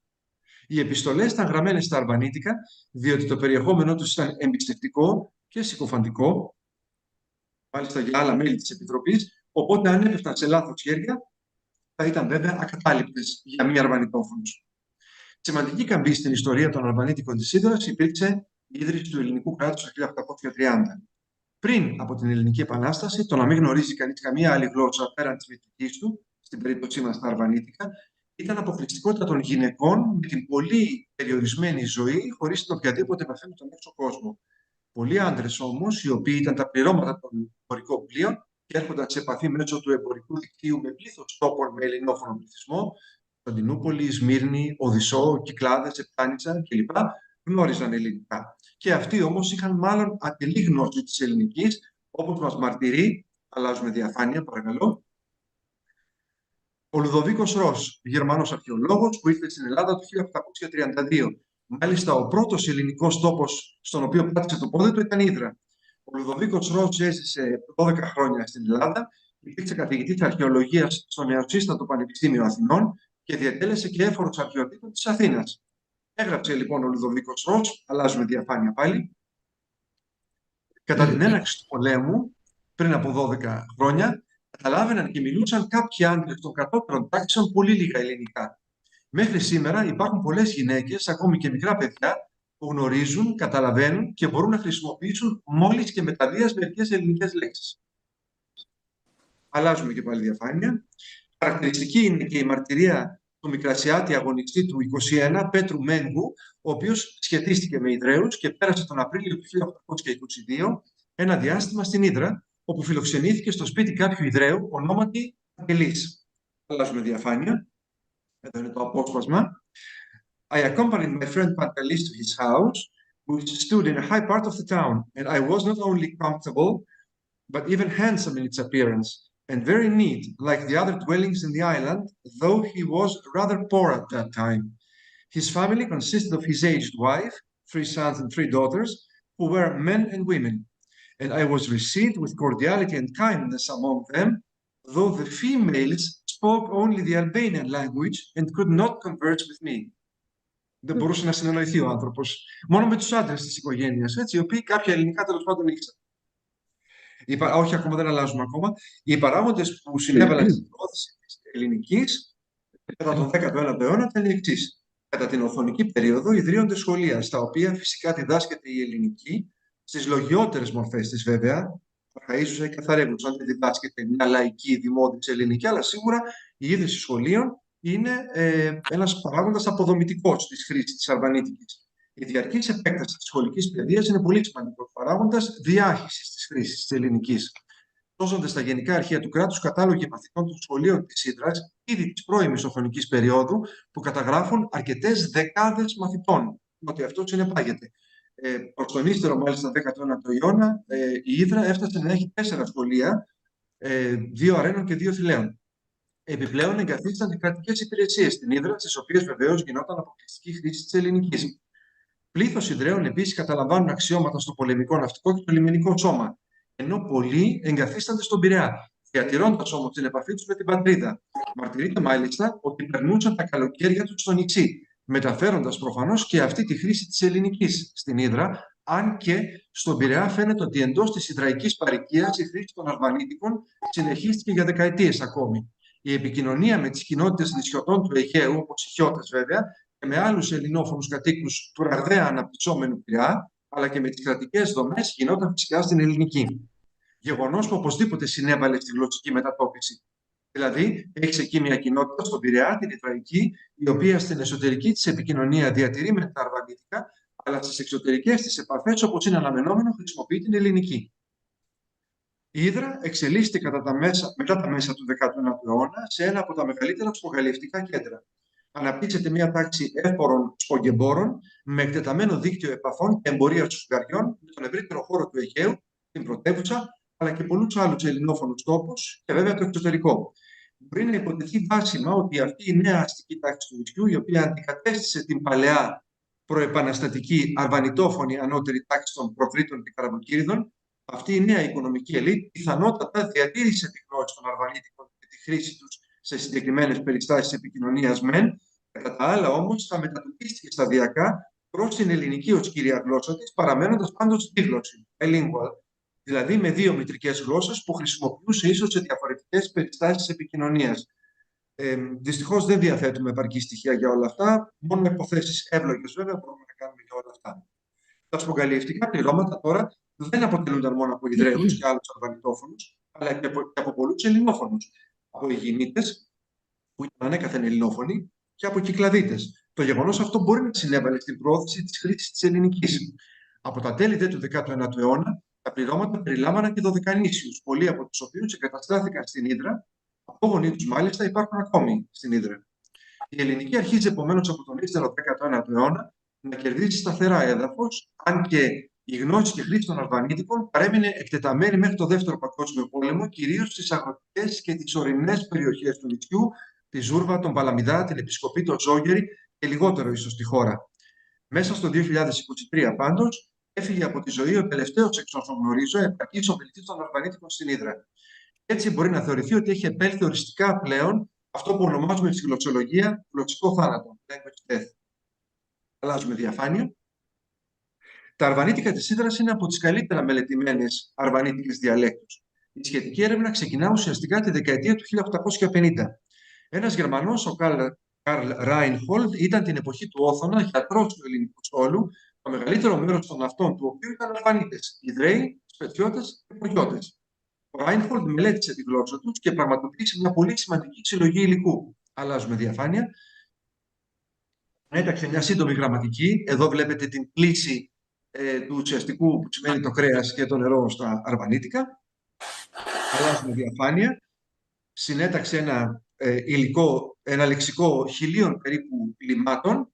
Αλλάζουμε πάλι διαφάνεια. Ενώ συνέλεξε τραγούδια και αφηγήσεις. Εδώ βλέπετε ένα τραγουδάκι στα αρβανίτικα της Hydra. Είναι πολύ περισσότερα σε αυτή την έκδοση. Εδώ έχετε ένα πολύ χαρακτηριστικό, την ανάμνηση του οποίου μάλιστα διατηρούσαν οι ηλικιωμένοι Ιδραίοι μέχρι πρόσφατα. Εγώ θυμάμαι την μεγάλη αδερφή της μητέρας μου να ξέρει αυτό το τραγουδάκι και τον από Παπαγγέλη, το συγκεκριμένο. Αλλάζουμε διαφάνεια πάλι. Τα αρβανίτικα της Hydras, μιλήσαμε γι' αυτό, μια πολύ μεγάλη μορφή της έρευνας επί των αρβανίτικων υπήρξε ο Ιδραίος φιλόλογος Παναγιώτης Κουπιτόρης, ο οποίος γεννήθηκε στην Hydra τις παραμονές της Επανάστασης του 1921 και βεβαίως ήταν μητρικός ομιλητής των αρβανίτικων. Σπούδασε στην Αθήνα φιλολογία και εξελίχθηκε σε δεινό φιλόλογο και εκτός των άλλων μελετών του, τα Ιδραίικα αρβανίτικα, βλέπετε εδώ, το μακράν σημαντικότερο έργο του υπήρξε το ογκώδες λεξικό, το οποίο παρέμεινε μέχρι πριν μερικά χρόνια αδημοτσίευτο, μέχρι που το εξέδωσε το 2006 ο Τίτος Γιοχάλας, αλλάζουμε διαφάνεια, ως μέρος της συνολικής του έρευνας επί των αρβανίτικων της Hydras. Σε αυτή τη δίτομη μελέτη, ο Γιοχάλας συγκέντρωσε όλο το μέχρι τότε διαθέσιμο υλικό για τα αρβανίτικα της Hydras. Αλλάζουμε διαφάνεια. Στην Hydra όμως καταγράφεται από σχετικά νωρίς και μια παράλληλη με την αρβανικοφολία ελληνόφωνη κουλτούρα σε αφηγήσεις, τραγούδια, αιγαιακού και άλλα. Η ελληνική γλώσσα της Hydras, αυτή η μορφή της ελληνικής δηλαδή, που συνυπήρξε για πολλές δεκαετίες με τα αρβανίτικα και σταδιακά τα εκτόπιζε, παρουσιάζει ιδιαίτερο ενδιαφέρον. Δεν ήταν ίδια ούτε με τη δημοτική και δεν ήταν ίδια με τη σημερινή επίσημη νέα ελληνική, τη μητρική γλώσσα όλων μας πια, αυτή που οι γλωσσολόγοι ονομάζουμε κοινή νεοελληνική. Ο Αντώνης Μανίκης μας διέσωσε πολλά δείγματά της σε κείμενά του, ενώ πολύτιμη συμβολή στη γνώση της υπήρξε η συλλογή λέξεων που εξέδωσε ο αείμνηστος Γιάννης Καραμίτσος. Η ελληνική της Hydras εμφανίζει, όπως είναι αναμενόμενο, ισχυρή πρόσμιξη αρβανίτικων λέξεων, αλλά και πολλά κοινά στοιχεία με τις ελληνικές τοπικές διαλέκτους της Ερμιονίδας, αρβανιτόφωνης κατά τα άλλα, και της νοτιοανατολικής Λακωνίας, της πρώην επαρχίας Επιδαύρου Λιμυράς. Γεγονός που οπωσδήποτε σχετίζεται με το δίκτυο επαφών του νησιού, ενώ ανιχνεύονται και μερικά στοιχεία κοινά με τις Κυκλάδες. Όπως επεσήμανε η Τζελίνα Χαρλά αυτή σε σχέση με την ιστιοφόρο ναυτιλία της μετεπαναστατικής περίοδου, η κοντινή Πελοποννησιακή ακτή αποτέλεσε, ανοίγω το παράθεμα, το βασικό τροφοδότη της οικονομικής ανάπτυξης της Hydras και των Σπετών.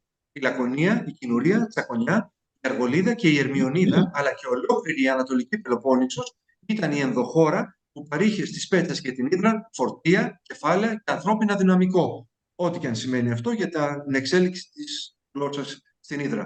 Θα δούμε λοιπόν, κλείνοντας, μερικά στοιχεία αυτής της ιδιαίτερης ελληνικής τοπικής λαλιάς που χάνεται και αυτή μπροστά στην επέλαση της επίσημης ελληνικής. Δηλαδή, στην Hydra έχουμε δύο τέτοιες διαδικασίες της γλωσσικής αντικατάστασης. Μία που περιλαμβάνει αντικατάσταση των αρβανίτικων από τα ιδραίικα ελληνικά και μία δεύτερη που περιλαμβάνει την αντικατάσταση των ιδραίικων ελληνικών από την κοινή νεοελληνική πια. Δηλαδή σήμερα οι νέοι της Hydra μιλούν απλώς στην κοινή νεοελληνική.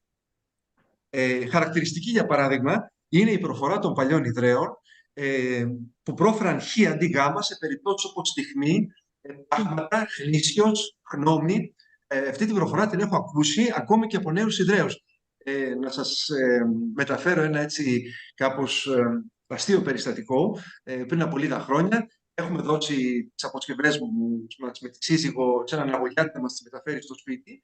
Η σύζυγος του ζήτησε μια απόδειξη για το ποσό που έλαβε και έγραψε ως αιτιολογία του ποσού που έλαβε ο αγωγιάτης πάνω στην απόδειξη πράγματα με χ. Ήταν πολύ χαρακτηριστικό.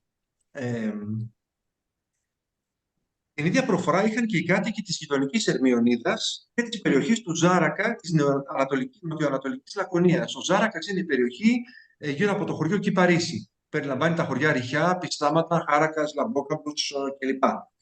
Οι παλαιότεροι θα θυμάστε τον γραμματικό τύπο «ήτονε», αντί «ήτανε», που έλεγαν οι παλιοί Ιδραίοι και μερικοί ακόμα χρησιμοποιούν μέχρι σήμερα, ή τον τύπο του παρατατικού «όραγα». Επίσης, στα ελληνικά της Hydras, ο πληθυντικός των θηλυκών σε «ου», όπως είναι η γλωσσού, σχηματιζόταν με την κατάληξη «ούνες» αντί «ούδες». Έλεγαν δηλαδή γλωσσούνες αντί γλωσσούδες. Θυμάμαι πολύ χαρακτηριστικά παλαιές Ιδραίισσες να χαρακτηρίζουν κάποιες συντοπίτισσες που δεν φημιζόντουσαν για την καθαριότητά τους, ότι αυτές είναι λιγδούνες γυναίκες, δηλαδή μες στη λίγδα. Το ίδιο συνέβαινε και στην τοπική ελληνική λαλιά της Ερμιονίδας, αλλά κατά έναν πολύ ενδιαφέροντα τρόπο και των Κιθήρων. Και στα Κύθυρα μαρτυρεί το ίδιο τρόπο του σχηματισμού του πληθυντικού. Η γενική του ένας λεγόταν στην Hydra Ενανού, όπως και στο άστρο Κινουρίας και στην νοτιοανατολική Λακωνία. Χαρακτηριστική είναι επίσης για τα ελληνικά της Hydras, αλλά και για τα ελληνικά και άλλων αρβανιτικών τόπων, η χρήση της αρβανιτικής υποχωριστικής κατάληξης «ζα», αλλά σε ελληνικές λέξεις και ολόκληρες φράσεις ακόμα, όπως λιγάκιζα, καρδούλιζα, ένιζα, δηλαδή ένα, απάνουζα και ακόμα και ελαμούζα, δηλαδή η προσθήκη του «ζα» σε ολόκληρη φράση, όχι απλώς σε μία λέξη. Και να δούμε τέλος και μερικές λέξεις κοινές με την περιοχή του Ζάρακα, της Λακωνίας, όπως το στούμπι, που σημαίνει μια μεγάλη πέτρα, η κοτρώνα, γνωστή στους Ιδραίους, η λέξη στούμπι. Το ερημάδης, που σημαίνει καημένος, δύστιχος, ερημάδης και ερημαδιακός. Το επίρρημα καλατούντα, που σημαίνει κουνιστά περαδόθε, έτσι όπως πάνε οι βάρκες για παράδειγμα. Το κορκοτσέλι, αντί για χαλάζι, οι Ιδραίοι έλεγαν κορκοτσέλι το χαλάζι, λέξη γνωστή από άλλες περιοχές. Η σαλάιδο, που σημαίνει μια γυναίκα ελαφριά, επιπόλαιη, πελούτσικη. Το αλάι, που σημαίνει ψιλοδαρμός, δηλαδή θυμάμαι παλιές Ιδραίοι να λένε του έριξε ένα αλάι που ήταν όλο δικό του, για παράδειγμα. Η λέξη καραμπούτσι, που είναι ο ασφόδελος ή το κοτσάνι του ασφόδελου. Η πέντζα, βέβαια, που ένα λουλούδι, το οποίο ξαμολιώνται οι γυναίκες της Hydras να το μαζέψουν στα βουνά όταν είναι η εποχή του. Το αλλού λέγεται τζαμπάκι σε άλλες περιοχές. Η κουτσούνα, που ήταν ένα είδος μικρής κουλουρίτσας που έδιναν για κολατσιό στα παιδάκια και την έψιναν στο φούρνο προχείρως μαζί με το ψωμί. Και το περίφημο μόνε, βέβαια, που σημαίνει αμέ. Σας ευχαριστώ πολύ για την υπομονή σας. Ωραία.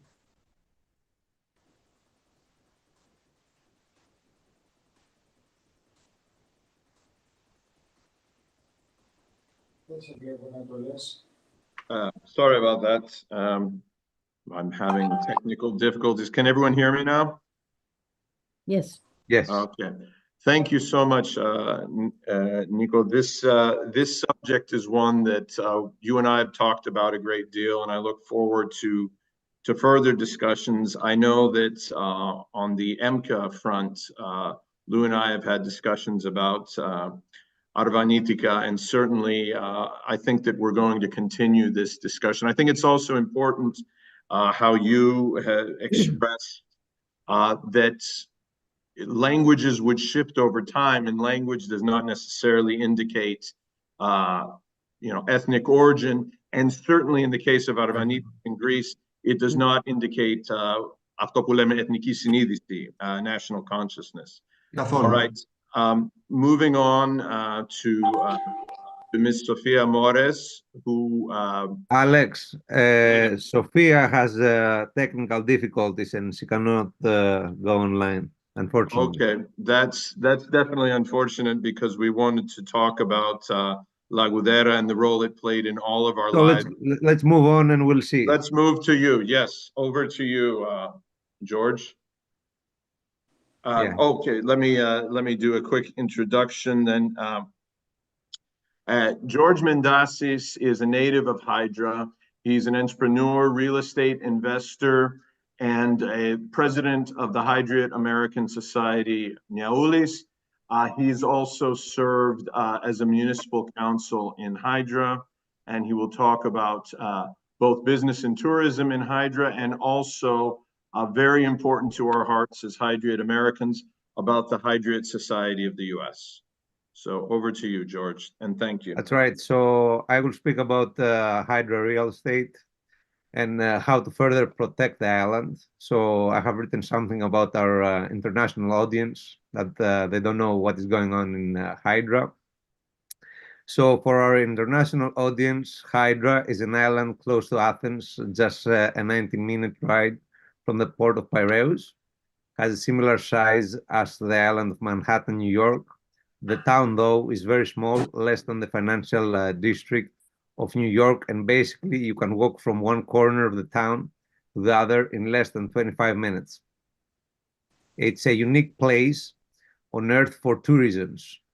One, it's because we have banned wheels, so no cars, no motorcycles, no bicycles, no scooters, no wagons. All transportation is done by horses, donkeys, and boats. The second one is the protection of our architecture. You cannot build as you please. You need to take approvals both from the DOB and Archeologia, which is a special agency that oversees the construction and the renovation of buildings. You have to prove to the state that there was a structure built before 1955 in order to build something. Maybe you have acres of land, but if you don't have a picture as proof, then you cannot build something. Not only that, but you need to go along the way with traditional building materials, such as wooden frame windows. Metal ones are prohibited, so no solar panels, no satellites, and only certain colors are permitted. For example, exterior walls have to be painted white. No other colors are permitted. The protection of the island played an important role of being a unique place on Earth. It's one of the 1,000 places to visit before you die book that was written like 20 years ago. Hydra is an example of an island that is still authentic. For example, Mykonos and Santorini, they have lost their identity. All the Greek small islands should have followed Hydra's example of banning wheels in order to achieve long-term goals of being unique. The protection of the island, though, has throwbacks too. Real estate values have soared. Renovated houses are worth more than €1 million. That makes a lot of locals sell their properties because they cannot afford the renovation, since it's very expensive because of most of construction is done by hands and not machinery. It's like doing construction 100 years ago. We need public assistance if we want locals to keep up their properties and not become a French or an American colony. For example, solar panels are banned, but the federal government does not provide any discount of utility to the residents. The properties need a lot of maintenance. For example, wooden window frames need repainting every 2 years. The government should pay a portion or have a property tax cut. In other words, we need incentives in order to keep up with the costs. Not only that, but we should stop all this bureaucracy and have a permanent DOB, Department of Building office, on the island, so permits can be issued faster and not after years of waiting. Also, Airbnb properties should be regulated in some way, because right now on the island, only a few rental properties are on the market for long-term leases. That means no housing for teachers, doctors, police officers, and the Coast Guard. Another issue is properties owned out of town. They need a huge tax breaks, or else all these properties will be seized by the government. In those properties, a landlord cannot build anything, but their taxes are extremely high without a reason. To conclude, I have to say that Hydra is a paradise on earth, and everyone should visit the island at some point in their lifetime. We need, though, to protect the island, not only on a national, but on European and international level. One of our goals should be to include Hydra on the UN list of World Heritage Sites. Thank you. So that was it for the real estate part, and I'll talk about the Hydra Society. Αυτό το πω στα ελληνικά, γιατί πολλοί ακροατές δεν ξέρουν αγγλικά. Ο Σύλλογος των Ιδραίων πρωτοέγινε το 1951 στο Μανχάταν και μετά ξανασυστάθηκε το 1970 και το 1984 στο Queens της Νέας Υόρκης και πάλι το 22. Και εγώ και ο Αλέξανδρος ήμασταν πρωτεργάτες του Συλλόγου, γιατί έπαθα το εξής.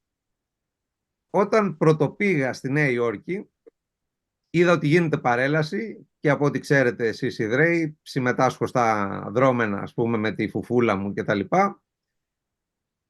Και παίρνω τηλέφωνο να συμμετάσχω στην παρέλαση και μου λένε δεν γίνεται να συμμετάσχεις στην παρέλαση. Γιατί δεν γίνεται? Γιατί λέει πρέπει να έρθεις από σύλλογο, δεν μπορείς από μόνος σου να έρθεις και να συμμετάσχεις στην παρέλαση. Μα του λέω τι λέτε, έχω αυτή την ιστορική σημαία και τα λοιπά και δεν θα συμμετέσχω με την παράδοση. Μου λέει όχι. Τέλος πάντων, κλείνω το τηλέφωνο, μετά ξανασηκώνω το τηλέφωνο, λέω δεν γίνεται αυτό, θα παρελάσω ό,τι και να γίνει. Ξαναπαίρνω τηλέφωνο, λέω θα παρελάσω εγώ, όπως και να έχει, θα μου κάνετε κάτι. Μου λέει αυτή η κυρία, μου λέει δεν ξέρω για όλη αυτή την ιστορία που μου λες. Τέλος πάντων, μου λέει να μην τα πολυλογούμε, μπες μπροστά και από τους Εύζωνες, μπες και μπροστά και από τη σημαία της Ακροπόλεως και ξεκίνα στην παρέλαση. Και εγώ νόμιζα ότι ήταν κάποια μικρή παρέλαση της Νέας Υόρκης, αλλά πήγα πρώτη φορά και μετά έβλεπα για 2,5 ώρες παρέλαση. Μιλάμε για ένα μεγάλο event, ας πούμε, της Ομογένειας, που για 2,5 ώρες υπάρχει μια παρέλαση Ελλήνων με χιλιάδες Έλληνες να συμμετάσχουν. Και είχαμε κι άλλο ένα θέμα. Δεν συμμετάσχαμε στην Ομοσπονδία. Η Ομοσπονδία είναι η ομπρέλα όλων των συλλόγων της Νέας Υόρκης. Και από το 1996 εμείς σαν Hydra δεν είχαμε ψήφο στην Ομοσπονδία.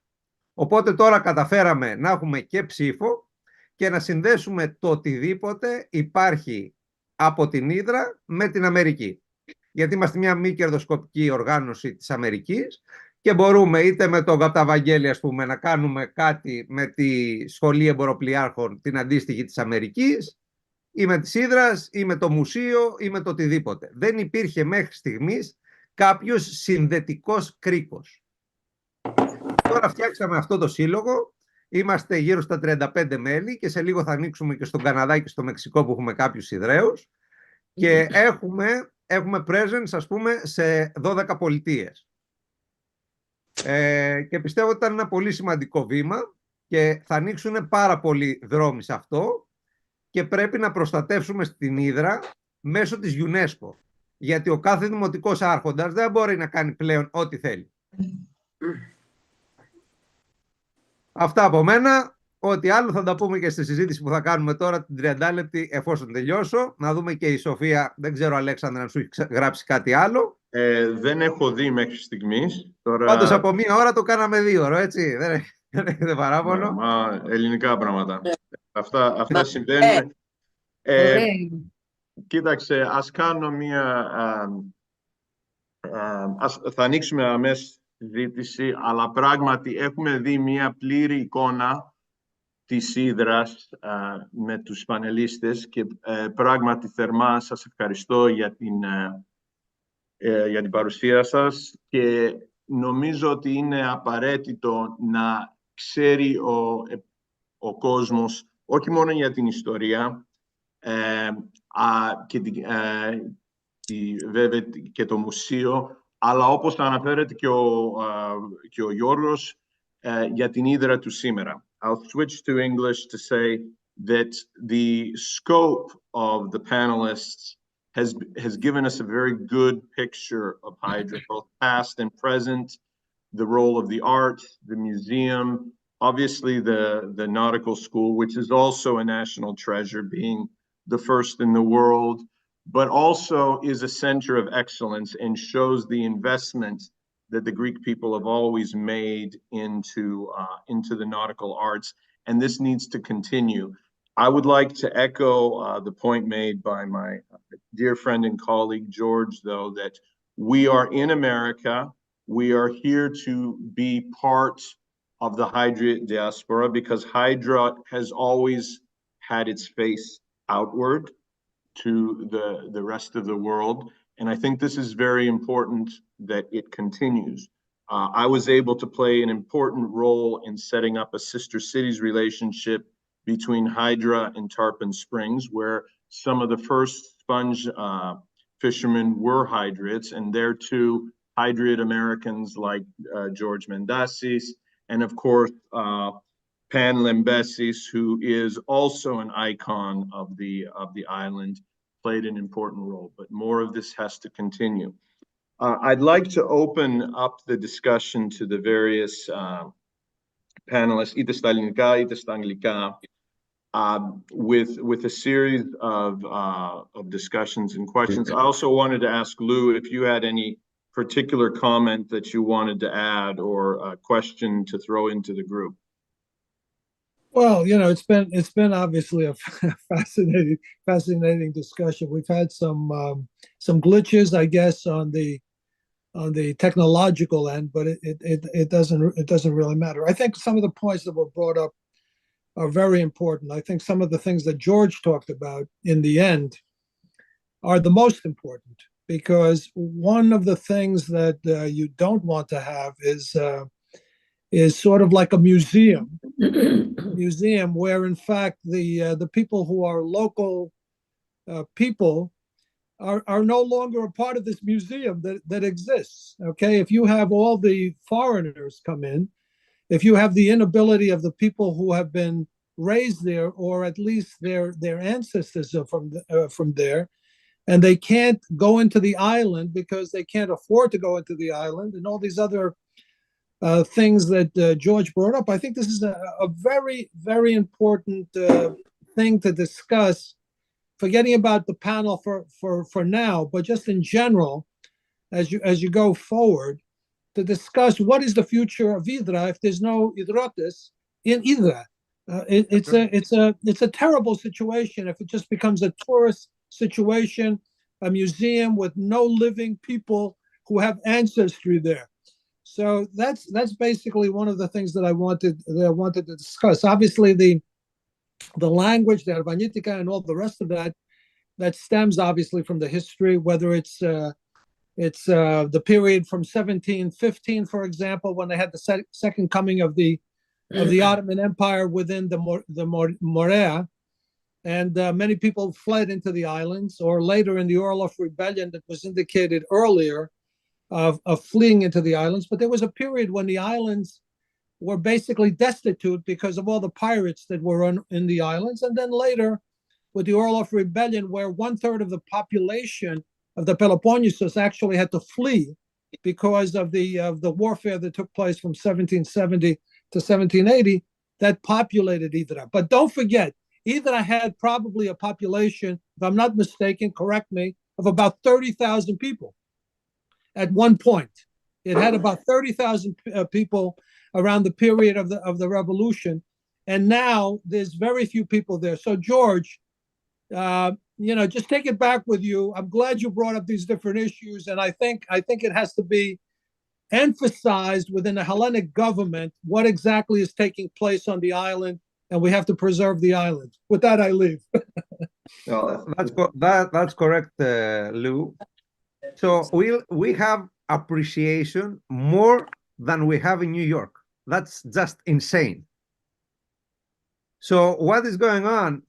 Let's say that I inherit the property, I sell the property, and then I buy 10 apartments in Athens, and I will retire for life. That's it. So if you have that option, what are you going to do? Beg somebody for 50 euros per day to go and work on construction, or just sell the property that you cannot afford of renovating the property? When we're talking about renovations in Hydra, we're talking about 200, 300,000 euros.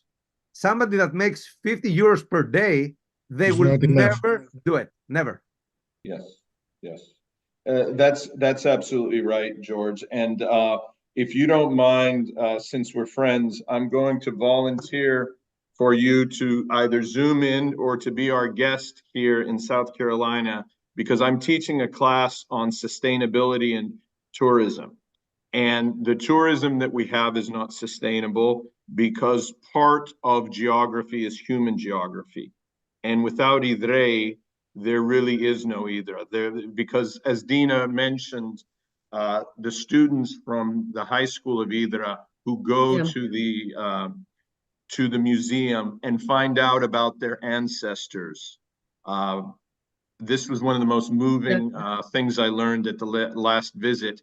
That cannot happen if there are no students, or if the residents are, a wealthy elite from all over the world. Well, now it's wonderful to have visitors, and the openness of Hydra, particularly in the arts, has been a wonderful thing for the cultural commons, but we must protect the human geography of our art. So thank you for both Lou and George for that. Is there anyone from the panel that like to opine there? Kapta Vangeli, would you please? Ναι, λοιπόν, επειδή είχα ακούσει κάτι για 10 λεπτά, παρέλειψα να αναφέρω στο θέμα της ναυτιλίας της Ύδρας την περίοδο της Ποκαλλιείας. Οι Ιδραίοι ασχολήθηκαν για αρκετές δεκαετίες, 3-4 δεκαετίες με τη Ποκαλλιεία.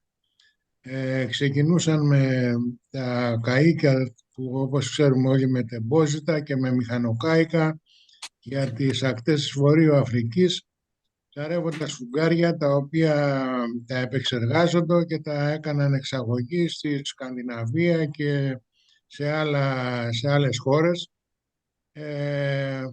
Βέβαια αυτό διήρκεσε μέχρι το 1955 περίπου, τέλος πάντων μέσα της δεκαετίας του 50, οπότε γέμισε η αγορά με πλαστικά σουκάρια και έτσι έπαυσε και αυτή η ενασχόληση των Ιδραίων με τη θάλασσα, ας πούμε, στον τομέα αυτόν. Αυτό ήθελα να προσθέσω. Ευχαριστώ, Κάπτα Βαγγέλη. Στη Εγώ συνέχεια. σε ό,τι αφορά την προηγούμενη κουβέντα που είχαμε, νομίζω ότι πρέπει ναι, μεν η Hydra είναι ένα πολύ ιδιαίτερο παράδειγμα, αλλά Γιώργο, το ίδιο πρόβλημα ισχύει για σχεδόν όλα τα νησιά της Ελλάδας. Το γεγονός δηλαδή ότι ακριβένει πάρα πολύ η γη, δεν παράγουν ουσιαστικά τίποτα παρά τον τουρισμό μας. Έτσι, είναι αυτό ένα τεράστιο ζήτημα, ότι είναι τόποι που δεν παράγουν τίποτα. Δηλαδή η Hydra κάποτε παρήγαγε ντομάτες, παρήγαγε λάδι, παρήγαγε κάτι. Τώρα δεν παράγει απολύτως τίποτα. Ξέρουμε ότι οι Ιδραίοι, δηλαδή εμένα οι άνθρωποι οι οποίοι κοιτάνε το σπίτι εδώ και χρόνια πηγαίνουν απέναντι στην Πελοπόννησο και ψωνίζουν το σούπερ μάρκετ τους. Γιατί απλούστατα δεν είχαν χρήματα να τα αγοράσουν στην Hydra.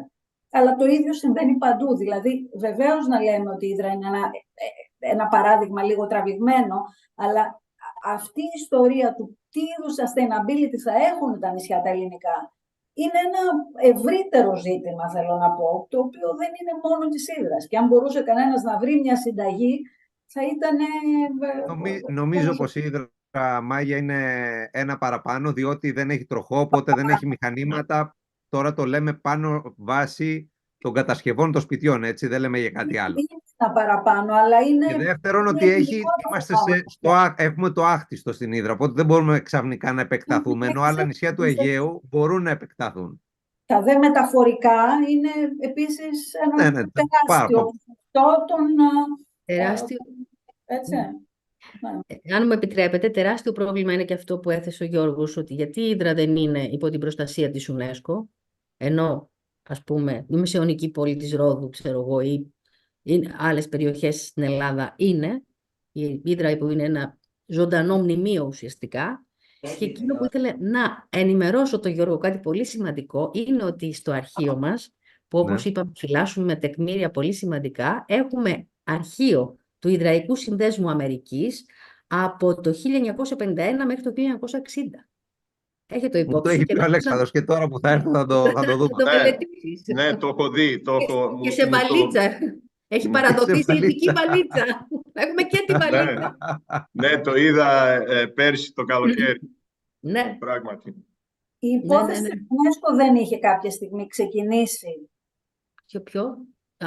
Ναι, αλλά κανείς δεν ενδιαφέρθηκε ουσιαστικά. Αλλά δεν προχώρησε.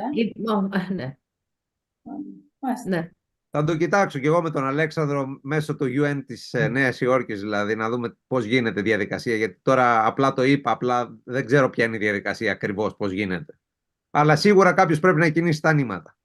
Πάντα. Ναι, your point, Maya, about this being a general problem in Hydra is certainly true. And it goes to so many very, very attractive and artistic touristic places. For example, I live in South Carolina, the city of Charleston. They're now complaining about Charleston without Charlestonians. To George's point, though, when if Charleston homes had to be constructed the way they were 200 years ago, that would only add to the cost and the exclusivity and the super gentrification. But it is a wider issue. And as you said, the Sintagi, the recipe, if we could find that recipe, we would do the global cultural commons a great favor. But given the importance of tourism and culture and the arts, particularly to a place like Hydra, the debate has to continue. I had it every time I sat down in the beautiful Paralia for a coffee about issues of cost. So I think this panel is an opportunity to continue awareness building, but most panels that are done under EMBCA are basically the beginning of a discussion. So the fact that we had such a wonderful array means that we're all going to fan out as our own diaspora to have a discussion about this. This seems to be the sort of the, as we'd say in Greek, the klidi syzitisi. Do we have any other commentary from panelists about this? Αν μου επιτρέπεις, αυτό το θέμα το πληθυσμιακό νομίζω ότι αφορά όλη την Ελλάδα, δεν αφορά μόνο την Hydra. Νομίζω ότι κάνουμε συγκρίσεις οι οποίες δεν είναι πολύ πετυχημένες. Για παράδειγμα, συγκρίνουμε τη σημερινή Hydra με την Hydra του 1821, η οποία είχε 16.000 με βάση τις απογραφές, αλλά αυτό ήταν προϊόν πολύ συγκεκριμένων εξαιρετικών συνθήκων που ίσχυσαν για ελάχιστες δεκαετίες. Μόλις πέρασε αυτή η ακμή, άρχισε πάλι η πληθυσμιακή κατρακύλα. Πολύ αργή στην αρχή, δηλαδή μέχρι τη δεκαετία του 1850 η Hydra είχε 13.000 πληθυσμό, αλλά μετά μέσα σε 10-12 χρόνια έπεσε από τις 13.000 απότομα στις 9. Λοιπόν, καταλαβαίνετε ότι νησιά αυτού του μεγέθους και αυτών των φυσικών πόρων δεν μπορούν να υποστηρίξουν μεγάλα πληθυσμιακά μεγέθη. Έχει τύχει να δω αποτελέσματα απογραφών του 19ου αιώνα των νησιών, όταν υποτίθεται ότι αυτά τα νησιά ήταν ακόμα ζωντανά και παρήγαν και πράγματα, είχαν τοπική γεωργία, αλεία. Σας πληροφορώ ότι και νησιά όπως ήταν η Πτζιά, η Κύθνος, η Σέριφος, με τα βίας έφταναν τους 1.000 κατοίκους στον 19ο αιώνα. Λοιπόν, μην συγκρίνουμε ανώμια πράγματα. Έτσι. Και ζούμε και σε μια εποχή, σε ό,τι αφορά το δημογραφικό, χωρίς να είμαι ειδικός από αυτού του θέματος, έτσι, αλλά έχω κάνει μερικές σκέψεις ότι η λύση για το δημογραφικό, ας πούμε, θα περιλάμβανε την επιστροφή σε ένα πολιτισμικό υπόδειγμα της δεκαετίας του 50, που δεν νομίζω να το θέλει κανείς για τη σύγχρονη Ευρωπαία και Ελληνίδα. Με συγχωρείτε, αλλά τη δεκαετία του 50 η Ελλάδα ήταν δημογραφικά ακμαία. Και δεν νομίζω ότι ήταν μόνο θέμα χρημάτων ή δικτύου υποστήριξης των οικογενειών. Έτσι, ήταν μια εποχή στην οποία ελάχιστοι άνθρωποι σπούδαζαν, ελάχιστοι άνθρωποι ακολουθούσαν μια καριέρα που λάμπανε σπουδές και περαιτέρω εξέλιξη, και τα κορίτσια μόλις πήγαιναν 18 χρονών, δηλαδή σε πολύ γόνιμη ηλικία, τα πάντρευαν κατευθείαν και μέχρι τα 40 τους έκαναν απλώς παιδιά. Αυτή ήταν η ζωή της Ελληνίδας γυναίκας στη δεκαετία του 50. Και αυτή είναι και κάποιων άλλων χωρών που θαυμάζουμε για τη δημογραφική τους ακμαιότητα και τις φοβόμαστε. Θέλουμε αυτό το πολιτισμικό υπόδειγμα για την Ελληνίδα και την Ευρωπαία. Ας το σκεφτούμε, κατά την άποψή μου. Μετά υπάρχουν πολλοί άνθρωποι που για κάποιο λόγο δεν θα παντρευτούν, θα κάνουν παιδιά, δεν τα έφερε η ζωή τους έτσι, δεν βρήκαν, δεν θέλουν. Λοιπόν, αυτό τη δεκαετία του 50 δεν ήταν δυνατό. Έτσι. Όσοι είστε και σε μεγαλύτερη ηλικία θα το θυμάστε. Έτσι. Δεν σε άφηναν να μην κάνεις παιδιά ή να μην παντρευτείς. Αυτό ήταν αδιανόητο την εποχή εκείνη. Έτσι. Λοιπόν, δεν ξέρω. Το θέτω απλώς προς συζήτηση, σαν προβληματισμό. Γιατί δεν ξέρω πώς μπορεί να λυθεί αυτό το θέμα. Εγώ προσωπικά είμαι απεσιόδοξος σε αυτό, υπό την έννοια ότι θεωρώ ότι δεν μπορούμε να επιστρέψουμε πια σε αυτό. Σε μια Ελληνίδα η οποία από τα 18 της μέχρι κάποια ηλικία όσο μπορεί θα κάνει παιδιά και θα μεγαλώνει παιδιά και δεν θα κάνει τίποτα άλλο στη ζωή της. Αυτό θέλουμε. Νίκο, ποιος το είπε αυτό, γιατί δεν κατάλαβα τώρα λίγο τη συζήτηση που πήγε. Όχι, το λέω ότι είναι ένα θέμα, το επεξέτεινα ίσως λίγο πάρα πολύ, είναι ένα θέμα το δημογραφικό, αφορά νομίζω το σύνολο της Ελλάδας και όχι μόνο την Hydra. Εγώ μίλησα καθαρά για τα ακίνητα και τα θέματα ότι δεν υπάρχουν πλέον σπίτια να νοικιάσει ένα καινούριο ζευγάρι και δεν μπορεί κάποιος που έχει κληρονομήσει κάποιο ακίνητο να το φτιάξει. Εγώ αυτό είπα, δεν είπα για τον πληθυσμό. Το παρανόησα ίσως, αλλά επειδή υπάρχει αυτός ο προβληματισμός ότι γενικώς δεν υπάρχει πληθυσμός, όχι μόνο στην Hydra αλλά και σε πολλά άλλα μέρη.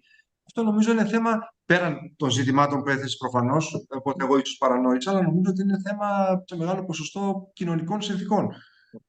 Πολιτισμικού υποδείγματος. Ναι, απλά πιστεύω ότι στην Hydra είναι παραπάνω το θέμα του οικονομικού, δηλαδή. Πάμε στο οικονομικό. Άλλο αγοράζω σπίτι στην Αθήνα, άλλο αγοράζω σπίτι στην Hydra. Μιλάμε μια δεκαπλάσια, είναι σαν να αγοράζω στη Νέα Υόρκη σπίτι. Ναι, αυτό είναι αλήθεια. Και η αλήθεια είναι ότι εφόσον σαν πολιτική θέλεις να διατηρήσεις έναν τόπο σαν ένα μουσείο, γιατί αυτή είναι η αλήθεια. Δηλαδή, όλοι θυμόσαστε ότι πριν από μερικά χρόνια υπήρχαν Ιδραίοι που κάνανε πώς και πώς να γίνει επιτέλους ένας δρόμος, να έρθουν αυτοκίνητα στο νησί. Το θυμόσαστε. Αυτό ήταν τραγικό.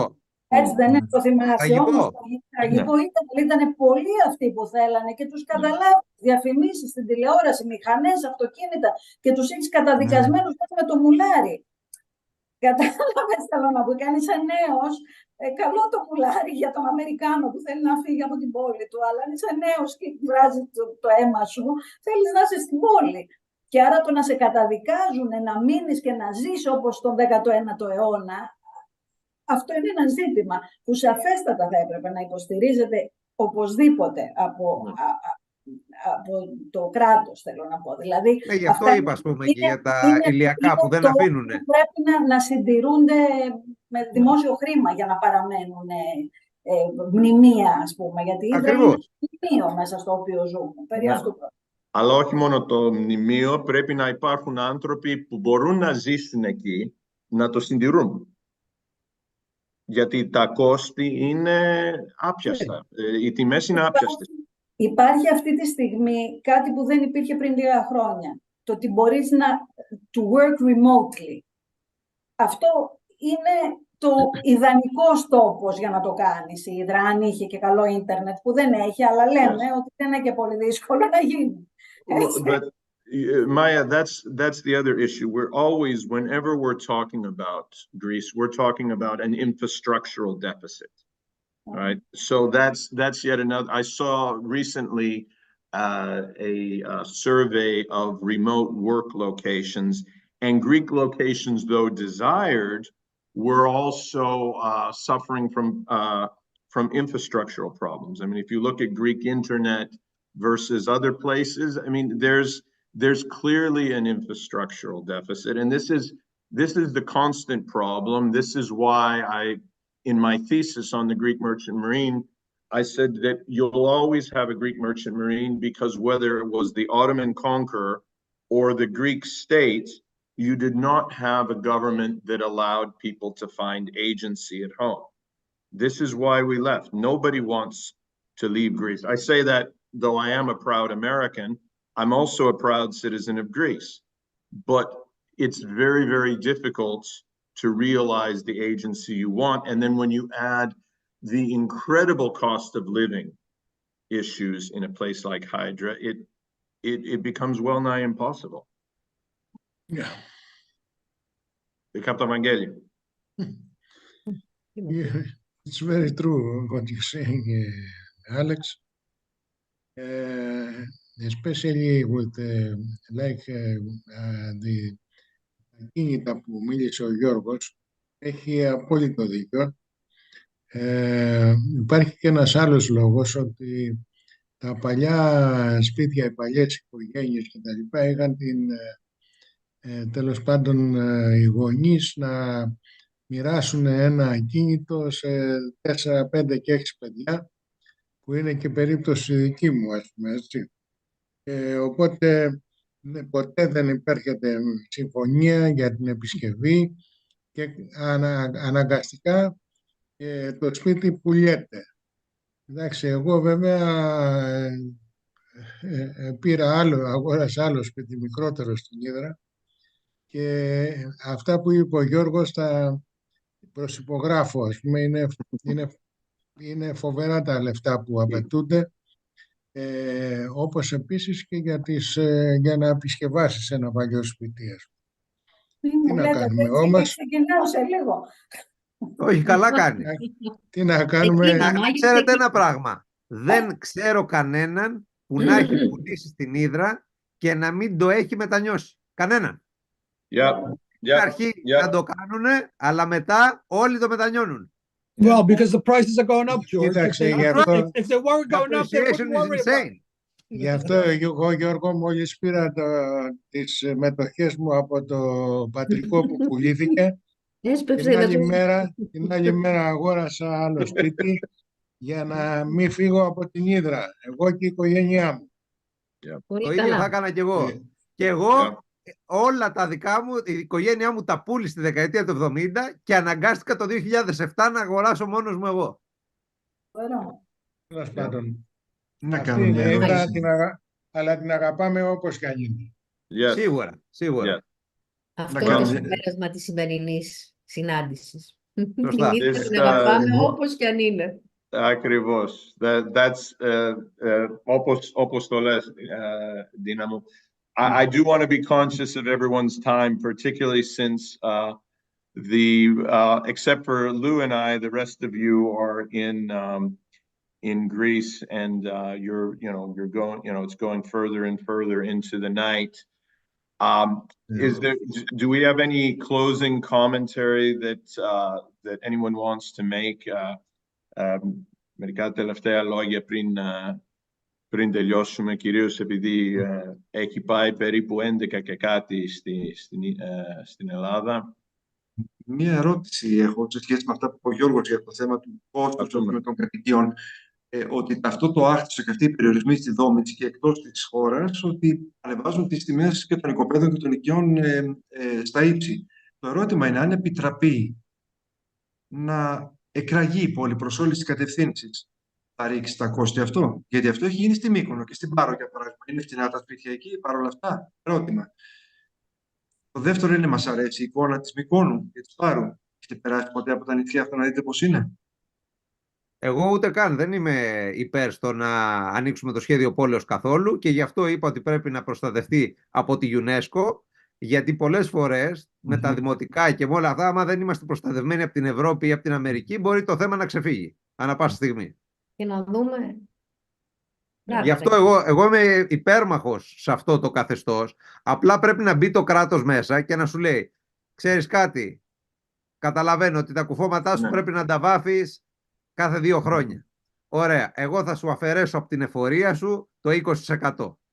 Δηλαδή πρέπει, όπως λέμε στην Αμερική, tax cuts να υπάρχουν για να μπορέσει ο άλλος. Διότι άμα όλοι θα πουλήσουμε. Γιώργο, στην Ελλάδα το λέμε επιδότηση. Επιδότηση. Και από τις άλλες. Tax abatement. Η επιδότηση. Yes. Τέλος πάντων, μπορούσε το κράτος να κάνει, δηλαδή μας λέει δεν θέλω ηλιακό. Ναι, βάλε μας μια έκπτωση όμως στο ρεύμα 10%, 15% και να το σεβαστούμε. Έτσι. Αλλά άμα δεν υπάρχει αυτό, όλοι θα αναγκαστούν στο τέλος να πουλήσουν. Τέλος. I think, George, that you've nominated another discussion, aside from joining me in my class, but I think too that if I can speak with EMBCA hat, you know, the question of tourism and costs locally in Greece is a real question and a real issue. What's the role of government? What's the role of individuals? And what's the role of diaspora sylogi and foreign investors and the role of the arts community? There's a lot here. I always tell my students that every class has its own culture. Well, I think every panel has its own culture, and we showed a degree of thematic migration, which I think is healthy here, because this is an issue that you know, all of us except Lou are Hydrates, although Lou is the quintessential Hellene, so all parts of Greece are dear to him. But we've obviously touched on a lot of different subjects.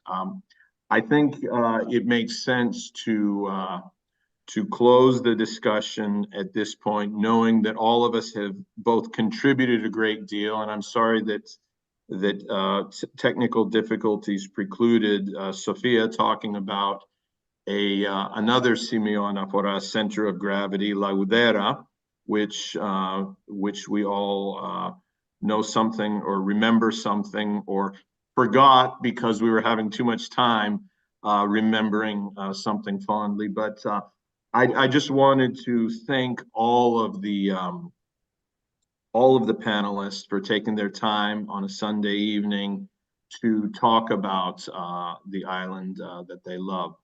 So thank you. Do you want to say a couple words, Lou?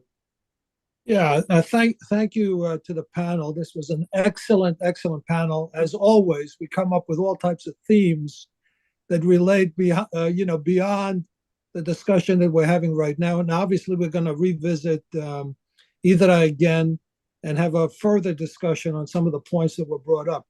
This, of course, is this event is one of the journey and reflections events that relates to different parts of Greece. And, it's a very exciting thing. I will say that Hydra's journey through time encapsulates the essence of Hellenic history, including some of the issues that we talked about with regards to what's happening on the island. So even though Hydra stands as a living museum, which we have to be careful that we don't fossilize Hydra and its people, quite frankly, they invite everyone to visit, to step into a world where tradition and progress coexist in harmony. So as Hydra celebrates its past and embraces its present, it invites us to reflect on the enduring spirit and defines the Hellenic Republic and its timeless islands. One thing that does disturb me, quite frankly, and this relates to a bigger issue that we've had, as you know, Alexander, is all these different things that are screwing the Hellenic people. It's not right. It's not right for people to not be able to live in the same area that they grew up in. This is happening, obviously, not only in Hydra, not only in the islands, as Nikos indicated, but it's happening in Athens itself, where the people who are there can't afford to live in their own neighborhoods. Why? Because people have turned their apartments into Airbnbs and things of that nature. And the Hellenic government turns a blind eye to all these different scenarios and scams that are taking place and screwing the Hellenic people. So this is part of a bigger discussion. And again, I'd like to thank all of you for being with us today. And certainly we're going to get into these discussions. Also, I have a problem. I hate to get into these issues. I have a problem with the Hellenic government, quite frankly, and the inability of people who are, by the Constitution, guaranteed that they should get Hellenic citizenship. And the government, in fact, delays that, screws the people, and not allowing the people who are alienists abroad in the diaspora to really contribute as they should to the nation of their heritage. While other people come in, they get golden visas, they're able to do all types of crazy things. You know, we're being screwed. So again, part of a bigger discussion. And I'd like to thank you all for your contributions to that revolution in 1821, but also the revolution that we're going to have, hopefully going forward, with regards to some of the issues that we're talking about. Thank you all. And Thank you, good everyone. evening to you. And Alas, thank you all Thank for Yeah. being here. Καλή νύχτα σας και πάλι. Have a good night. Ευχαριστώ. Thank you. Congratulations to all panelists. Thank you very much.